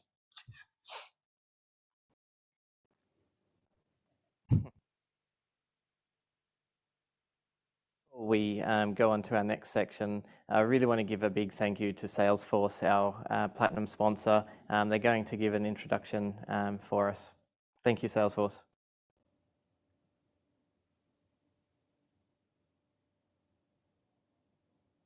Partner for the inaugural Sydney Water Innovation Festival. We genuinely believe that business has the potential to be the greatest platform for change, and we're bringing the full power of Salesforce to helping our customers innovate to ensure a successful and sustainable future in an increasingly digitalized and low-carbon world. Utilities are uniquely placed to influence some of the most significant challenges our society faces, and we fully support Sydney Water's mission to build a productive, livable and sustainable city. Innovation is one of our core values, alongside trust, customer success and equality. So across the company, we're able to maintain a constant focus on innovation as individual employees and at a system level, together.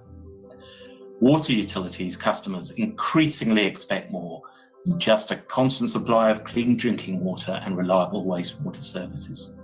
From fewer leaks and faster repairs to easier payment options and lower bills, customers and regulators want water providers to demonstrate constant improvement and innovation. Right now, Salesforce is focused on helping digital-first water companies rethink their businesses in terms of operational efficiency, how they engage and service their customers, and critically, how they help their employees be successful as well. A sustainable future based on smart cities and a circular economy will demand utilities collaborate, innovate, as part of an ecosystem of new partners. We're looking forward to what promises to be an inspiring discussion around unleashing the full power of innovation to enable a sustainable future for water utilities and the communities they serve. Thank you once again.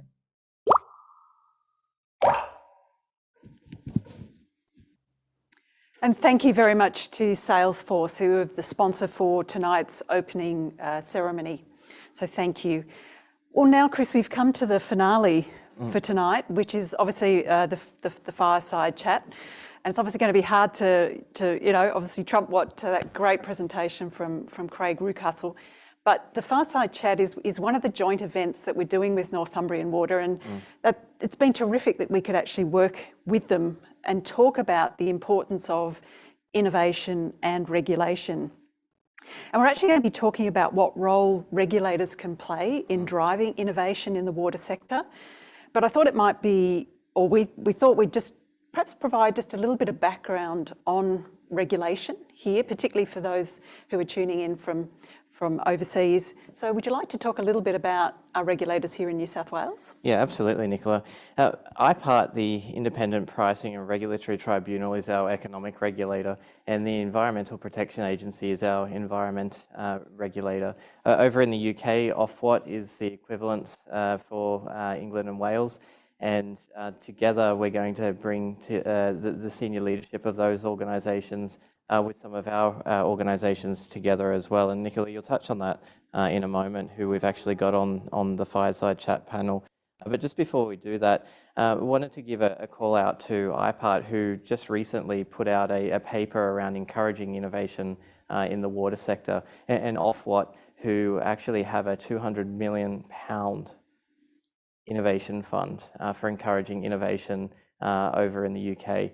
We're talking some serious dollars that's being put towards incentivising working on some of the largest challenges that we have. So Nicola, can you just step us through who have we got tonight?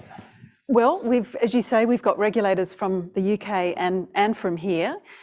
So on the panel tonight, we've got Heidi Mottram, who's the CEO of Northumbrian Water. And we've got David Black, who's the CEO of Ofwat, so their regulator. And on the Sydney, Australia side, we've got Grant King, obviously Chair of Sydney Water. We've got Sandra Gamble, who's on our IPART tribunal, and Tracy Mackey, who's the CEO of the Environment Protection Authority. And the Fireside Chat is going to be moderated by Adam Lovell, who's the Executive Director of the Water Services Association of Australia. So we're going to hand over to Adam. Over to you. I'm excited. Can we hop up?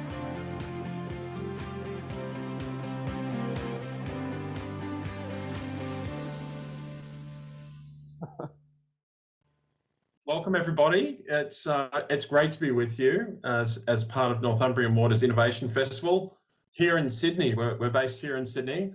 I'm Adam Lovell. I'm the Executive Director of Water Services Association of Australia. I've got a great panel with me, some real heavy hitters in the water industry in an international sense. Today we're talking about what role can regulators play in driving innovation in the water sector, which is a pretty meaty topic to be discussing. It's a fireside chat, and very much we're going to tackle this as a fireside chat. So we've got some great panelists here who'll be discussing what innovation and the role of utilities, no doubt, in driving innovation as well. Before we get started, I would like to acknowledge country. In the spirit of reconciliation, we acknowledge the traditional custodians of country throughout Australia and their connections to land, sea and community. We pay our respects to their elders past and present and extend that respect to all Aboriginal and Torres Strait Island peoples listening today. Today, I'm joining this meeting from Camaragal lands in the Eora Nation, which is in the Sydney Basin, and invite you to reflect upon the lands of which you're joining us today. Welcome, everybody. So as part of this session, I wouldn't mind starting off with a pop quiz, which should be a pretty easy one. Hands on buzzers, contestants. Who said price is what you pay, value is what you get? A well-known US... Absolutely no idea. Warren Buffett. And while he was talking about markets, obviously, I like that term because I actually think that applies very strongly to the water industry. Price might be what you pay, but well, what a value we provide to our customers. But in achieving that value, innovation plays a big part of it. So that's what we'll be talking about today. We've got, I think what we might start with a view from the utility sector. And I might even start just because Grant King's sort of new to the industry, and I might even start with Heidi with the first question to get the ball rolling. Heidi, what do you see as the major challenges and opportunities to drive innovation into the water industry? So I think one thing that we must all really recognise at the moment is just how many challenges that there are to face and the things that we need to do. So the last year and 18 months has brought many of those into sharp focus. But, there are so many things we've got to deliver. We've got climate change to deal with. We need to protect our environment. We've got rising customer expectations of service. We need to be more efficient. So it feels like, there's a lot on. And so delivering innovation for us has just become absolutely critical and the heart of everything and the centre of everything. And what we've tried to do, so I think start with the opportunity, is to make innovation everybody's job. So sometimes, people have innovation teams or R&D, although there's definitely a place for research with some fantastic partnerships with universities and many other super clever people. But we need to make sure that everybody feels empowered to think about things differently, to feel like they can challenge the norm and not be, if you like, dismissed for that, to give them a place and an opportunity to be innovative. And that's why for us, the Innovation Festival is the absolute, I guess, zenith of that every year, when we take everybody off to just let their creativity and their, if you like, their innovation juices just flow. So I think for us, there is a lot of opportunity for us to get this right. And, we'll probably talk as we go through this chat about some of the things that have come out of that festival. But for us, it's allowed us to break through things, knotty problems that we've been dealing with. And it's also, probably more importantly, allowed us to generate friendships and networks and partnerships. And of course, the very fact that Sydney Water has become part of that partnership and on that journey, because we learn from each other, don't we? And we grab ideas now from around the world, because what strikes me every time I have one of these conversations with people in jobs like mine in different water companies around the world is how similar our problems and our issues are. So sharing those issues, I think, is another great opportunity to find a way through and to come up with some clever ideas, and also to share best practice so that we get to those solutions faster. Great response. Grant, do you have a view? Well, thanks, Adam. Yeah, if I could what I'd like to do is move from the general to the specific, if I could. It's a question of innovation and ultimately as it relates to the regulatory framework in which we operate. If I start with the general, and I see there's a real problem in funding early stage innovation or research and development, whatever words you want to use. There's a real problem, and that problem is as big in the private sector as it is in public or government or regulated sectors. So what drives that problem? And the answer is often short-termism, and that is investor desires for returns much more quickly than R&D can materialise. So if there's market failure anywhere in the system, it's early stage investment in innovation. Now, I see a lot of this in universities in Australia and other research organisations. There's plenty of good, more ideas and opportunities than I've had hot lunches. But there's a real lack of money for translational research to get them out of those organisations. Now, I think this problem is very clear in the private sector, but it's also exacerbated in regulated industries, where regulators are quite rightly and understandably concerned with certainty and how are they sure that every dollar generates a return, and particularly when you tend to move from regulatory cycle to regulatory cycle. So if we talk about opportunities and challenges, the length of the regulatory cycle does not suit the innovation cycle. And so how do you create the right signals for investment and certain behaviours and outcomes in relation to short-term regulatory cycles is one of the issues that needs to be thought about. This then creates problems for funding. How do you fund and invest in innovation? And that's often a question of who benefits. Can you be clear about who the beneficiaries of those innovations, whatever they may be, are? Now, I know in terms of the IPART's work here in Australia, we think a lot about customers and their work, particularly in New South Wales. But I think there's a real externality question, and often innovation involves lots of externalities, and the beneficiaries are often beyond the immediate customer. And how do you allow for that and recognise that that could be a good thing? And Hardy's already made reference, as you have in your opening comments, some of the most challenging problems our organisations face are in areas full of externalities. So climate is a classic externality issue. How much is an individual consumer of a service from a water utility paid through the water bill willing to pay for control of things like odour, which they may not see as they're responsible for, but which may affect them, all the way through to climate change. And so, I think there's a real issue about how those externalities are brought into and valued and understood in the system. And that then leads through to the innovation process itself, assuming that there's enough capacity to fund a degree of innovation in organisations and regulated businesses, and what is the right level is a key question for regulators. What observations might I make about what drives that innovation? And I'd add a couple of C's, and I know, again, this is very much driven by the context here in New South Wales, where the regulator has put out a very useful discussion paper and talks about the 3 C's: customers, cost and credibility. I'd add 3 more C's. One, Hardy's talked about, and that's collaboration. The need to share ideas across a whole range of organisations. But the 2 others I'd add is closeness and capacity. In my experience, most innovations occur by people close to the problem or close to the opportunity. And it's them that see, it's those people and it's that closeness that lets people see what the issues are. And when they see what those issues are, they're matched with capacity.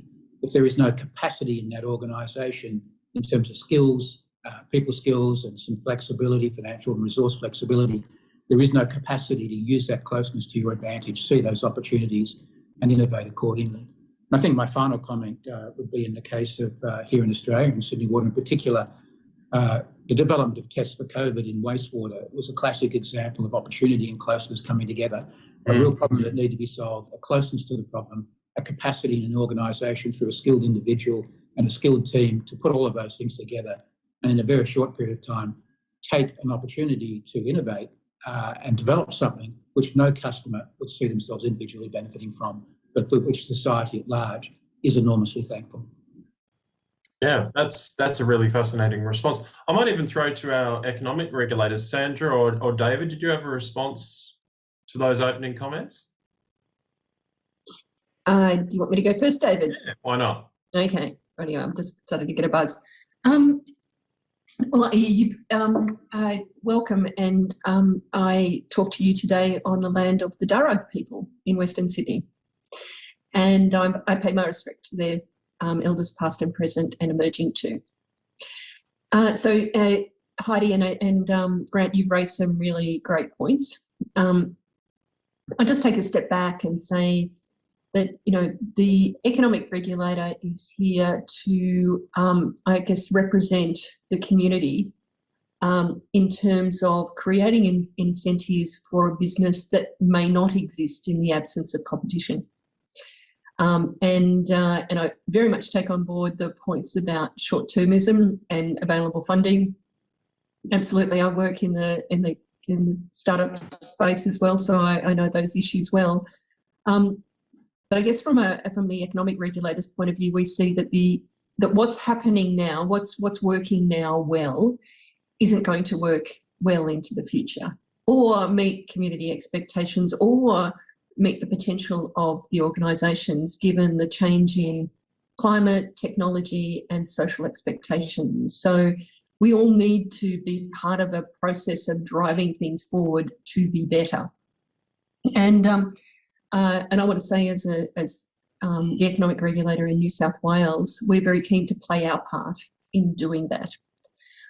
To first of all make sure that our economic regulation is based on credible long-term plans with quality information, that it's based on transparency around costs, and it's based on demonstrated evidence of customer preferences, because to some degree they are the nexus when it comes to some of the decisions that need to be made, both in the short term and in the long term.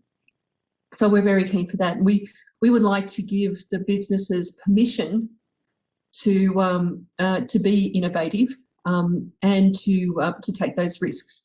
And we are trying to find a way through the new form of regulation to create those incentives that would exist in a competitive market. So they would be the financial incentives involved in reducing cost and over time price. Those two things are very closely linked. We want to see innovation that improves efficiency, and we're happy for those innovations to be shared between shareholders and customers over time. We want to make sure that, as I said, those plans are in the context of a long-term plan, given the life of the assets, be they digital assets that are only have a life of a couple of years, or some big chunky pipelines that might have lives of 50, 60, 70, even 100 years. So and we want to make sure that the generational aspects of those are well taken care of, and we're really putting it at the feet of the businesses to show us how they're doing that. So I guess from our point of view, we are the competitive market in drag. We are the ones who are trying to encourage the businesses to behave like competitive markets. Competitive markets or competitive businesses don't usually get buckets of money to spend risk-free. They spend their own money, be it equity or whatever, to improve what they do. Our job is just to create the incentives to do that, and to make sure those incentives are really well understood, and that the whole business owns those incentives from the management to the board, and we're very keen to make sure that the board understands those incentives as well, and is playing their role in the way that the proposals are put to us, and that we interact with them. So Grant, we're looking forward to seeing more of you. So I think we're saying this is all about the New South Wales community and getting the very best for them. Yeah. David, I might throw it to you, because I know that Ofwat's really ventured down the path more recently of really getting involved in innovation, or at least incentivising innovation. Maybe Heidi might raise her eyebrows at that, I'm not sure. But do you have there you go. Do you have a response to what you've heard so far, and maybe even for the benefit of Australian viewers, a quick overview of what the role that Ofwat's taken in innovation now? Sure. So really welcome the opportunity to participate here, and certainly Australia is one of the places I think we look at from the UK in terms of in the water sector, seeing how you adapt to issues like water scarcity. So I think some really great points made in the discussion. I think we'll focus 3 points around value, the point that you made first up, Adam, risk and culture, actually. So in terms of value, I think you're absolutely right. If you think about the role of economic regulation, it's generally about seeing and setting prices to cost. But obviously, in order to drive innovation, generally we see the need for people to share in the value created from the innovation itself. And that value might be to customers, it might be for the environment, it might be for wider society. And so I think the challenge and opportunity we have as a regulator is to come up with incentives, to come up with regimes which enable companies to take risks and then to share in the value of successful innovation. And the approach we've taken off, I think we've pointed to two vehicles. One is around the outcomes framework, so that is trying to focus companies on delivering a set of outcomes, preferably defined, repeated over successive price reviews, and setting both upside and downside incentives associated with that. So companies can take a share in the creation of value, and these might be for environmental outcomes, they might be for customer service outcomes. And for example, we benchmark customer service not just against other water companies, but against the best retailers in the UK. So there are prizes, if you like, for successful value creation. And then that comes back to the point about risk allocation. So I think traditionally the water sector is a risk-averse sector, and that's probably for good reasons. So we do have to address that issue, I think, head on, and try to create, if you like, spaces so that people can take risks, and that those risks are borne, if you like, by the management and companies. And so there is both a sort of an upside and a downside there. And then probably the third thing to touch on is culture in the sector. And I think that's much harder. As a regulator, we can talk about it, we can create incentive frameworks, but actually I think events such as this, actually, just by putting a focus on innovation, being clear that we think it's important, and trying to always build that into what we do. And so a second example we're pointing to what we've done in the UK is the Innovation Fund. So the most recent price review, we set up a £200 million innovation fund, two aspects of that, but basically designed, if you like, to incentivize the innovations of tomorrow. And this is not just about the technology, it's partly about technology, but also about new ways of doing things and addressing some of the challenges that the sector faces. So that's great, Dave. Heidi, you had your hand up. You got a quick comment on that one?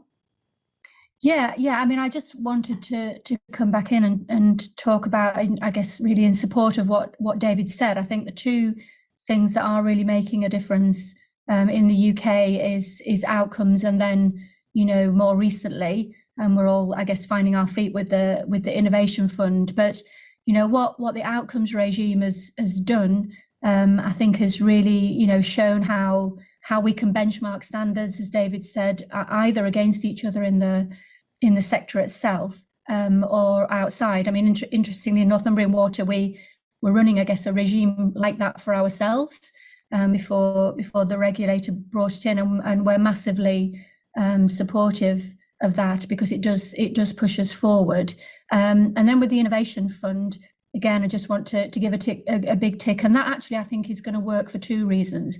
First of all, it will definitely stimulate innovation in the sector, particularly collaborative innovation, because Ofwat is making a real feature of that, which I think is really good. But I think, and I'm sure that David will recognise this as well, it's a real opportunity for Ofwat to get closer to exactly how this works, because one of the things I guess I might have felt frustrated at a moment in time is, you know, we work incredibly hard to be innovative. We're pushing on all fronts. We're doing things like this, but there's a lot of innovation going on inside of the organisation that a regulator will never see. You know, you'll see the results of it, potentially good or bad, ideally good. But now we're closer. We're closer, and we can see how, you know, and we'll learn from each other. And I think that will only be healthy in terms of how things, you know, because we can work together now on things that seem to have, you know, more success factors. We'll probably, you know, learn together how things don't always go the way, despite everybody's incredible hard work, don't go the way that we hoped they would go. So I think that's going to be a really positive cultural thing, actually, for both us as companies and the regulator. And then I think the final thing I would say, which I think is, you know, because we were talking about you know, how the challenges, that's what you posed to us at the beginning, Adam. I think one of the really interesting things we're going to have to learn together, and this is society as well as the water sector, is we're all really, really keen now, aren't we, to understand the impact on our planet, on the environment, on carbon, on nature. And these kinds of solutions are notoriously not black and white, right? And we've been all relying on a regime, you know, even the outcomes, you know, we're saying to people, hit that bar, and that bar is black and white. And now if we really want to get back to working in harmony with our planet, I think we need to understand that sometimes we might hit that bar and sometimes we might not, but it's better overall for us to work in that way, because in order to guarantee hitting that bar every single time, the way of doing that might not be something that we want to do, because it will involve chemicals, power, or concrete. And I think that's a really interesting conversation. And I'm heartened at the moment, but I think there is nervousness between the economic regulator, the environment regulator, and companies as to, you know, just how, where are these lines that we want to be very definitive, quite where are they? But I really hope again that we can work together and understand so that we can get the best outcomes for nature, as well as for our customers and our communities, because that's something I feel really passionate about now and want to get absolutely right. We've really driven fantastic standards using chemicals, power and concrete, and now we've got to drive fantastic standards taking them back out, and it just won't be a black and white answer. Yeah, that's good. It's a great segue to bring Tracy into the conversation too about outcomes for nature, and you know, it's definitely been a focus. And David, I've been lucky enough to visit many of the UK water companies over my years, and the one thing that's always impressed me is the absolute focus on innovation to better customer service, to improve customer value, or to bring down prices. It's been an absolute focus for all the UK water utilities that I've known of. But of course, that brings in the voice of the customer, who can voice their concerns, but not the environment. So Tracy, thinking about outcomes for nature that doesn't have a voice, what's your view on innovation in the water utility sector and its role in bettering environmental outcomes? So I think just like the water sector, the regulatory sector is also going through its own transformation and so in my organisation, we talk about what it means to be a world-class regulator. And it's not some glib term, it's actually trying to bring to life what are the characteristics that we need to be the best we possibly can as a contemporary regulator. And one of those is about being outcomes focused. And, again, it's really easy to talk about having an outcomes focus, but it's much, much harder to put that into place. So when you start to think about, for us, Sydney Water is one of a very large thousands upon thousands of licensees that we have oversight of, but it's quite a large licensee. There's 23 different licenses that sit within it. So part of what we need to do is be really clear about setting the performance expectations for Sydney Water and other industries about where we expect them to protect the environment and human health. And I don't think that when you couch it in that way, that's separate from what customers want. Because what we know, having worked really closely with Sydney Water over many, many years, is when customers are unhappy, it's usually about things like an overflow event or a pollution event or an odour event. And they're all things that sit in our domain. And now when you start to think about a range of issues that are coming to the fore around climate change and water, again, we're back in the environment space. So if we can set those expectations and be much more outcomes focused, then I think that really is the opportunity that presents itself to industries and the water sector around problem solving and working creatively to achieve that environmental performance outcome. And I think that's where the space to innovate comes from.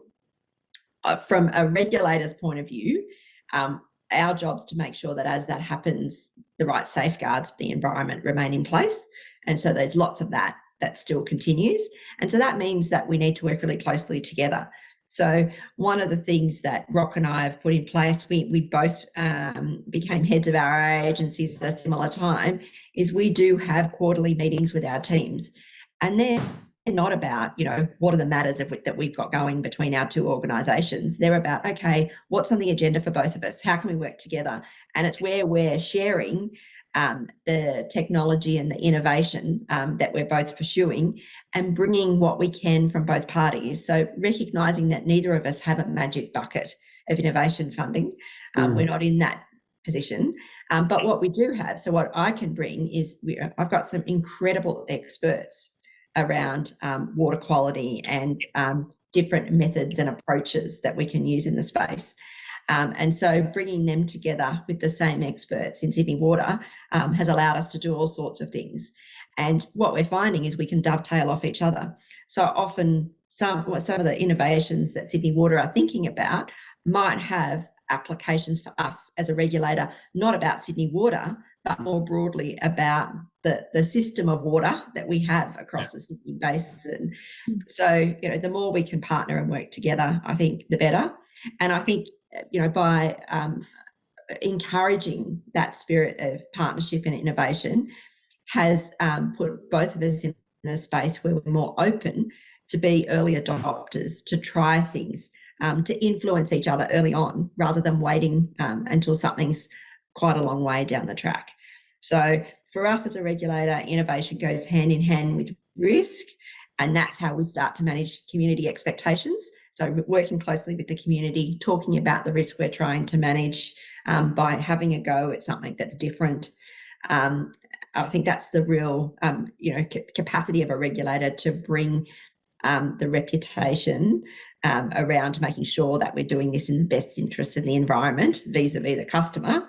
And so that's something else that we can bring to the fore. So there are a few thoughts that I had listening to the conversation so far. That's great. I'm going to open the floor now for a chat. And so if any of you have some comments or thoughts about what anybody else said, let's chat about it. Let's open the floor. I'll help the conversation going. But Grant, you've got your hand up. First taker. Thanks, Adam. Just to kick things off, a couple of the words that have been used a lot that are really important is behaviour and incentivise. Those words have been often used, and I often reflect on regulation. And just to give you some context, much of my executive life was in the oil and gas industry, where the consequence of failure is catastrophic. It's a highly regulated industry. Safety is everything. Often we don't use the word safety in the same sense as we use customer. And I think in the water industry, safety is a paramount and legitimate driver of innovation. And often the benefits and rewards from innovation don't accrue to customers. They accrue to people who might have otherwise been injured, for example, which could include the community. So there are many different drivers and recipients of the value of innovation. But when I think about it in the context of interaction with regulators, I think it's important to recognise there are different forms of, when I say different forms of regulators, they're there for different purposes. So one form of regulation you could think of as compliance regulation, and possibly the EPA is a little bit in that category where we need to comply with licence requirements, as an example. And I'm used to that form of regulation in the oil and gas industry. But there's also conduct regulation. I chair a bank here, I chair HSBC in Australia, and our regulators like APRA are really conduct regulators. And the ACCC in relation to businesses, which I ran, are conduct regulators. And then we have what we might think of, Sandra, as economic regulators, or regulators who are more interested in perhaps economic outcomes.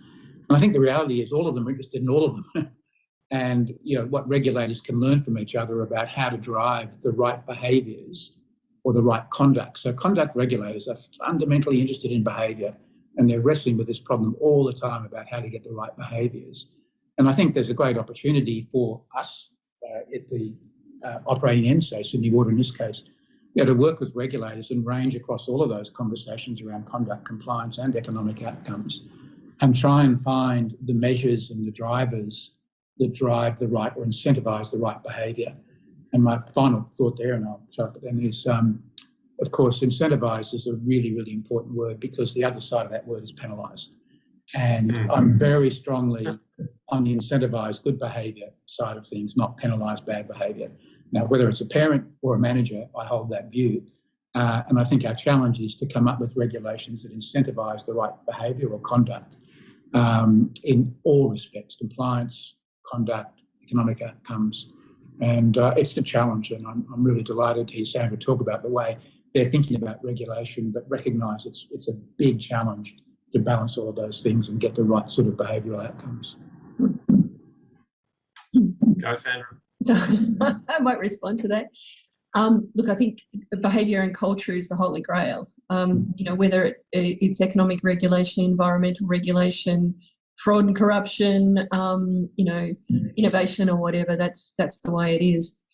I think also, regulators can do some things, but management and boards can do other things as well. So, they have to add their layer of value to the whole process. And that's what we rely on, because regulation will never be perfect in any way, shape or form. And the good news is, Grant, is not only are we your economic regulator, we're also a compliance regulator, because we administer your license as well. So you got double lucky with us.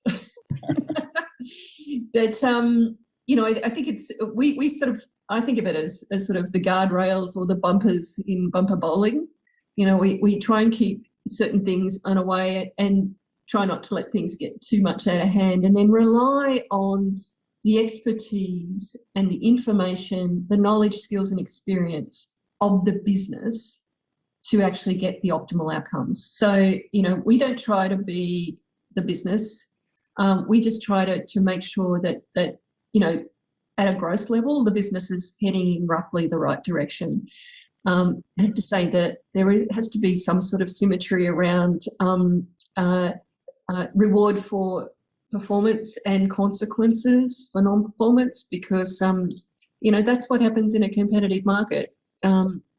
You don't always get the upside of taking risk. You sometimes get the downside too, and that's all about calibrating the power of the incentive to get that right. So we've spent during this review that we've been doing over the last 6 or 7 months, we've been trying to calibrate our ideas with the industry. We've conducted 4 workshops with the industry. Has had opportunities to come to us and tell us how they see regulation, how they intend to respond, what outcomes are we looking for. And we're quite pleased that we may have sort of gathered that all up in the package that we're putting forward at the moment, and shamelessly cherry picking the good parts of Ofgem and Scotland's attributes and the ESC as well. Lucky we don't have to pay copyright. Anyway, but also the businesses have told us things about financial and reputational incentives. They're very sensitive about the idea of financial incentives, to the point where it's actually been discussed that financial incentives are not very effective and only reputational incentives are. I'm not sure if that's true, and I'm not sure if it's okay, because financial incentives are ultimately the incentives that drive down prices for customers, and that's where we want to be too, as well as appropriately dealing with all the things that you've got to juggle: environment, social license, credibility, and all those things. That's the management and the board's job, is to do that. And in any sophisticated business, that's where the value is added by board and management, is to juggle those things. We've heard some calls, shouldn't the regulators get their act together so that they are only giving us one message? Well, that's fine, except we're potentially doing the management's job in trying to figure out what the balance is between all the various things. So when we don't know what the consequences or costs are, or impacts for consumers are, and those things. So we are going to start working more closely with EPA and health and a bunch of other people. That's fine, we'll do what we can. But ultimately, I think you mentioned we've got each a job to do. And one of the really fabulous things that management and board does is balance all those things together and act as a way of synthesizing it into a business plan and a strategic plan that delivers in the end what's optimal for everyone.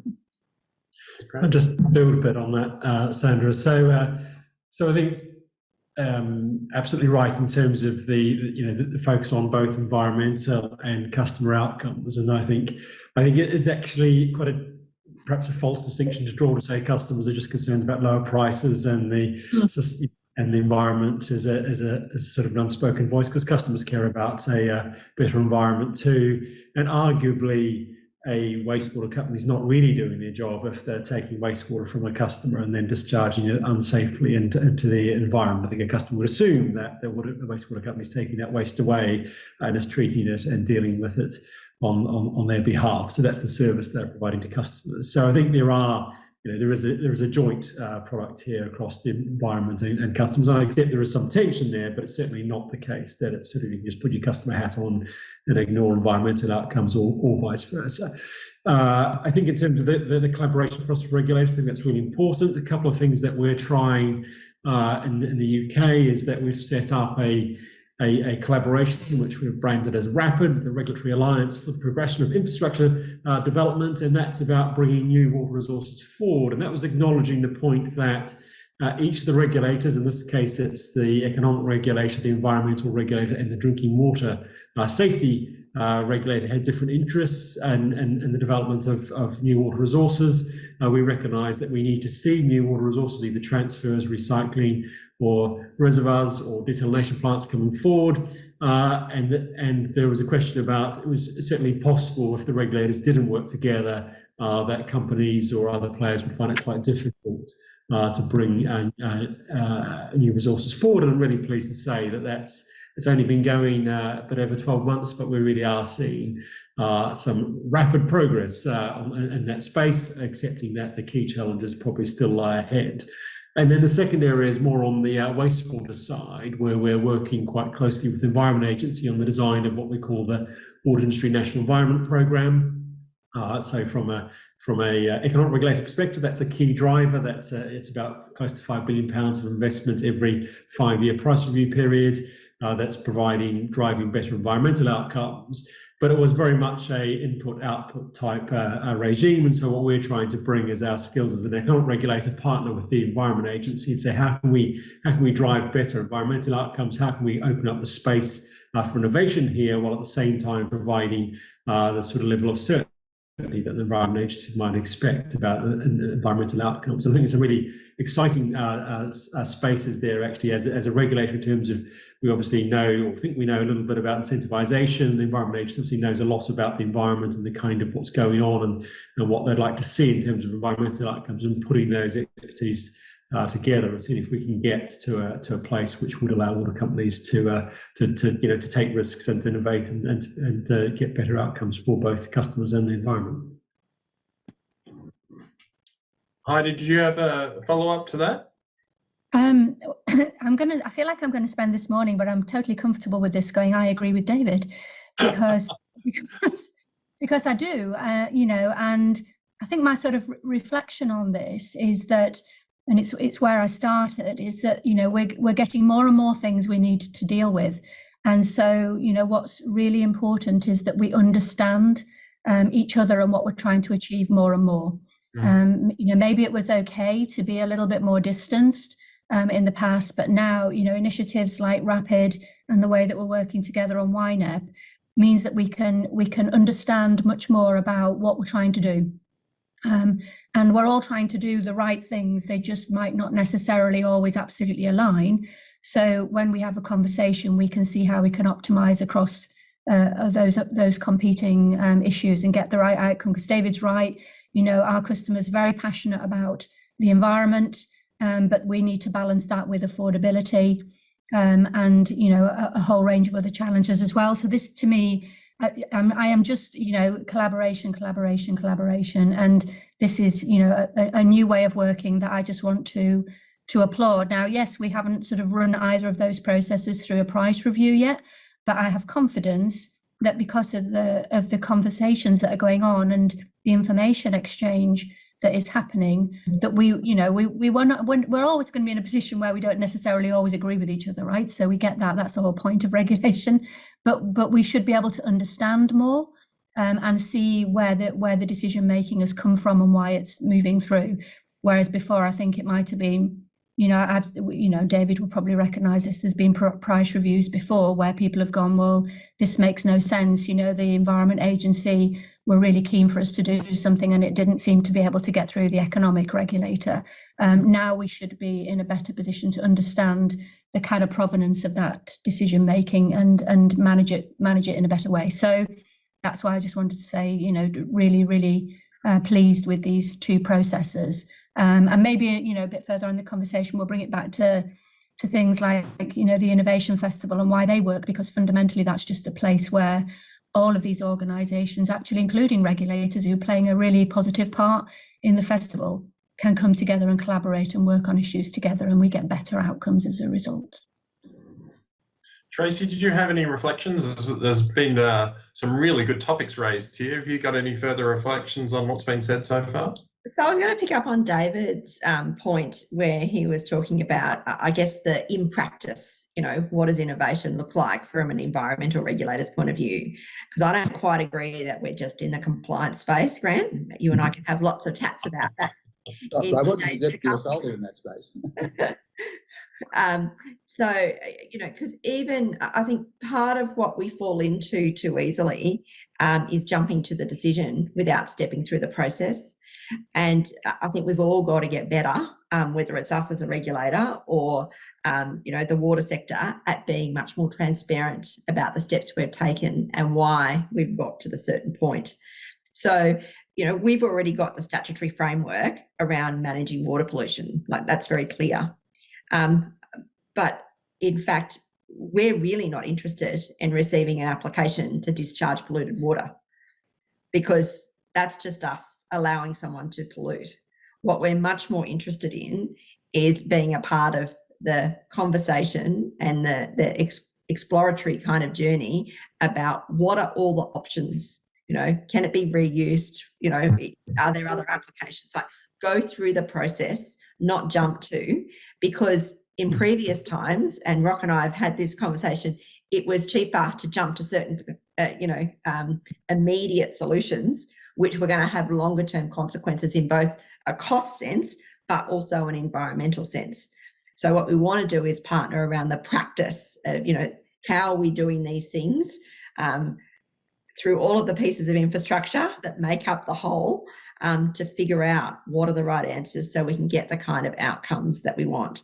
And bring to the fore the innovation from both sides about, well, have we thought about, you know, and what we have from a regulatory point of view is an understanding of who else is using certain things and discharging in certain places. So while Sydney Water have got a good understanding of its customers, we've got a good understanding of all of those that we regulate. So bringing that together is actually quite a powerful tool. So that collaboration piece, you know, I would echo Heidi's words.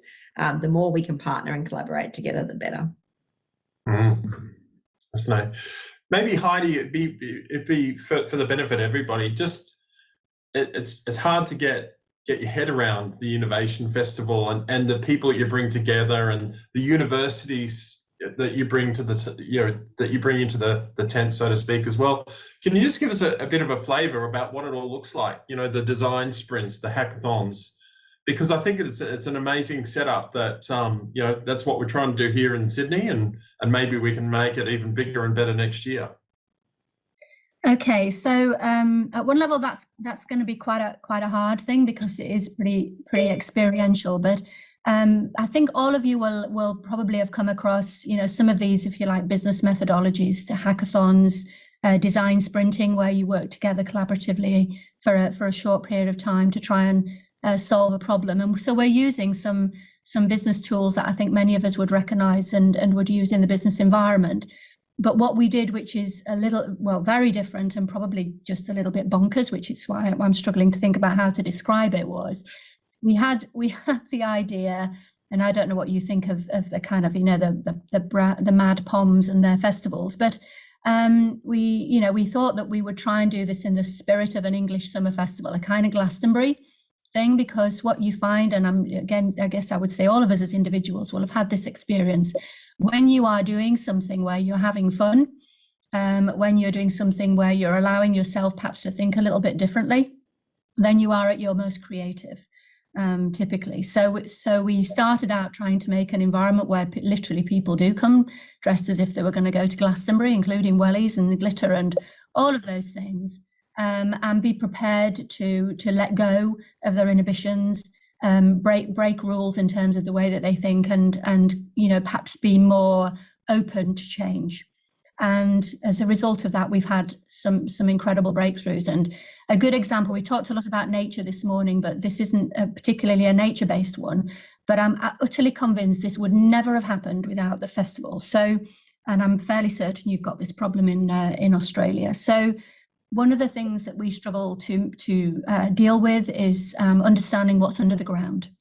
So we're digging holes, and our water infrastructure is typically the lowest piece of infrastructure underneath telecoms and electricity and gas and all these kinds of things. And we have lots of digital plans about what we've got under there, but we don't share this information. Maybe you've always done this in Australia. I'm not absolutely certain, but we certainly don't in the UK. So our guys would go to a site with a laptop with all our stuff on, and then 5 or 6 drawings of stuff, because the other companies will give us things, but only on a map.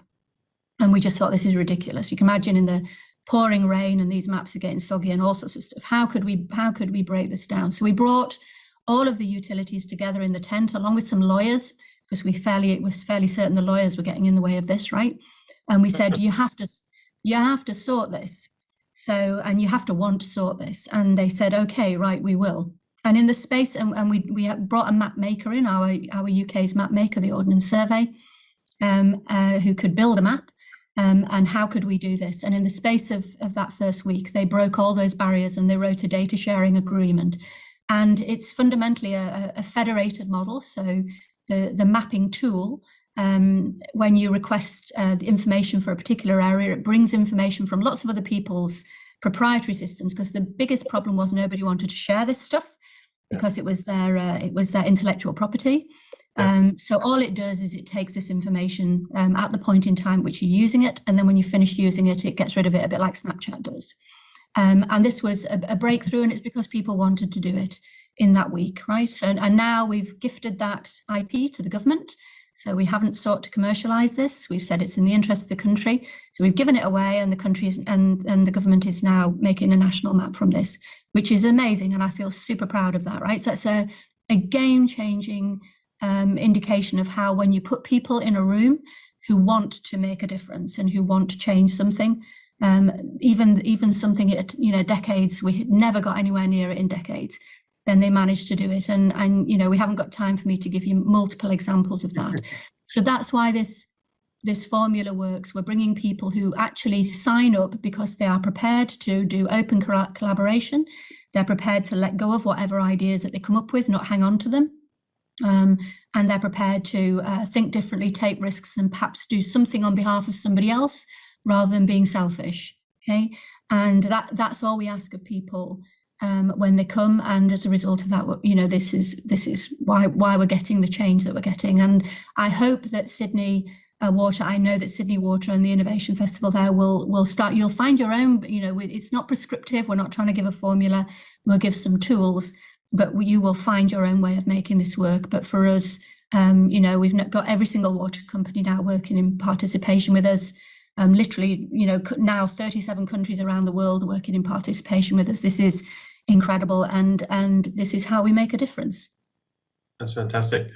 Grant, any reflections from you? How do you think this could work in Sydney, New South Wales, Australia? A couple of comments. Look, I think the team at Sydney Water is very excited about this festival, and this panel that we're working on today will be part of that festival. And I hope to make some opening comments as well. So I know the team's very excited about it. It's been in planning for a long time, and I'm really looking forward to seeing the outcomes. A lot more than Sydney Water employees are participating, as I understand it. Many, the reach out of the outreach for this program is much more than just the company itself, and that increases the circle of people who can all contribute. So look, it's a very exciting event for us. I know our employees are very excited to participate, and hopefully those outside Sydney Water will also be very excited to participate and contribute their ideas. Just one other thought to go back to some of the earlier discussion. What drives companies and what drives individuals isn't always the same. I think companies often talk about innovation because they're seeking competitive advantage, and that competitive advantage drives value. And I think value creation is the highest order good that companies should seek to do. Things like price and profit are distributional decisions. That is how we distribute the value that's been created. And I would argue that the real focus for organisations is value creation, and that should be measurable, and we should really work on understanding that process and the measurement of that process. Individuals can play an extraordinary role in that process through innovation, because it's the ideas and I don't want to use the word invention specifically, but it's the ideas, the process improvements, sometimes the technology that people come up with that drives that process. And I think individuals often pursue that for more than just financial reasons and rewards. It's something deeply individual about us to think that we've contributed and that our ideas are recognised, and it's a part of being a whole person, a person who contributes everything they've got to an organisation. And if organisations can, as I think Sydney Water is trying to do and will, I think, be successful in doing, encourages people to open up and make that extra contribution, then we'll all benefit. We'll all benefit. Our customers will benefit, the community will benefit, and those that rely on Sydney Water will benefit. That's fabulous. Sandra or Tracy or David, did you have any further sort of comments or responses to that? Oh, no, I'm just agreeing with what everybody has said. No, and I particularly agree with what Grant said. That's a really nice way to put it.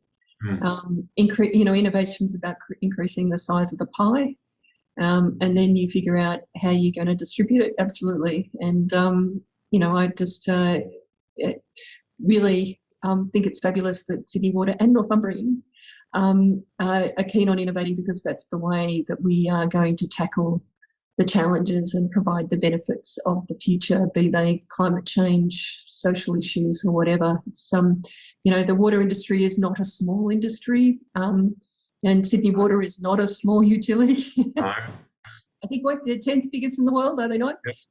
So if Sydney Water has difficulty innovating, I'm not sure who can do it. So feel empowered, feel that you have the permission to do that, and we're just trying to make sure, well, when you do it well, there will be rewards in terms of both reputation and financial rewards, and ultimately those financial rewards will find their way to customers too. Right. David or Tracy?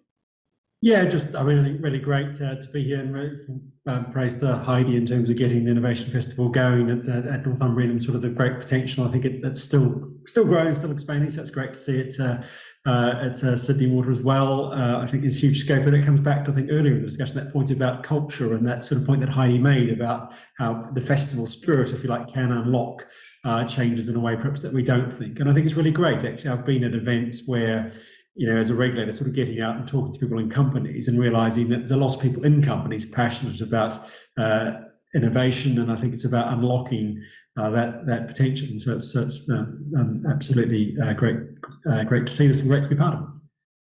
Thanks so much, David. Last word to you, Tracy. I just want to say hats off to Heidi and team, and Rock and Grant and team for pulling this together. I think it's a really good step in the right direction, sharing ideas, sharing the journey, and really encouraging people and giving them, it's kind of like you've got to give people the permission to change the culture, and, that you're allowed and you're encouraged and supported to be innovative. And that takes courage as a leader, because it recognises that it's not always going to be smooth sailing and it's not always going to work, but we're going to give it a red hot go. So I think that's a fabulous message for staff to take away who might be watching this. That's great. I'd like to thank you all for being so open, and it's been a great chat. I just wish we could do it in person. Hopefully sometime in the future we can do it in person, over a glass of wine maybe, and a cozy couch. But the takeaways for me has certainly been collaboration. That's been the number one sort of theme that's coming through, because it's collaboration not just within the utility sector, but the whole sector. The whole sector is here to deliver value to customers and to the environment and to the broader good. I'm really excited about the future of innovation for the water industry. I think climate change has got that overarching impact on the industry, and we're the first to face it. Around the globe, we are the first to face it. But the exciting opportunities in the circular economy as well, which sort of goes to the environment as well. There are so many exciting opportunities. You've been fantastic leaders, and hope to see you again, continue to leading the water industry. Thanks to Heidi for being part of this, and inviting Northumbrian for really taking this international lead in this international innovation festival. It's been great working with you over the years. Can't wait to see you all again sometime soon. Thanks, everybody. Hope you've enjoyed this webinar. And thanks, Adam. Thank you very much. Thanks, Adam. Thanks, everybody. Great discussion. Bye-bye. Bye-bye. Thank you. Bye. Well, thanks, Adam, and thanks to the panel. That was a great discussion, and so good to, the regulators have got involved, and the festival has been a really good kind of vehicle to kind of have that conversation about how we can better drive innovation. So great for our regulators to be talking about value. Yeah, absolutely.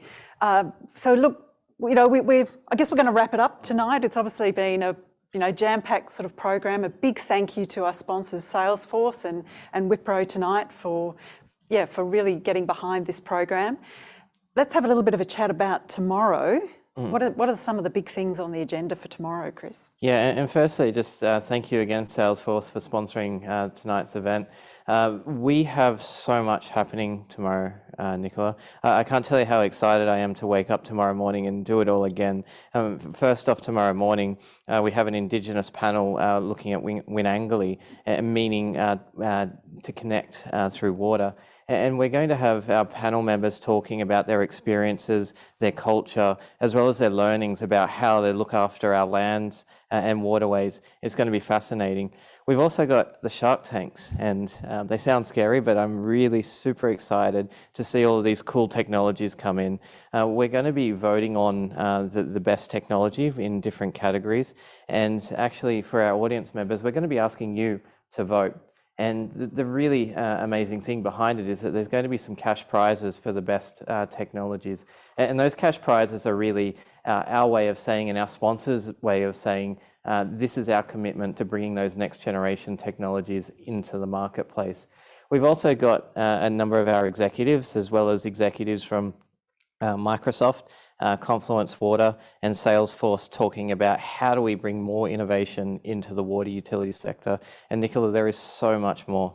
There's a lot more. We're going to be hearing from all the design sprints. So we've got a design sprint around all of our key themes. So we'll be hearing from those tomorrow.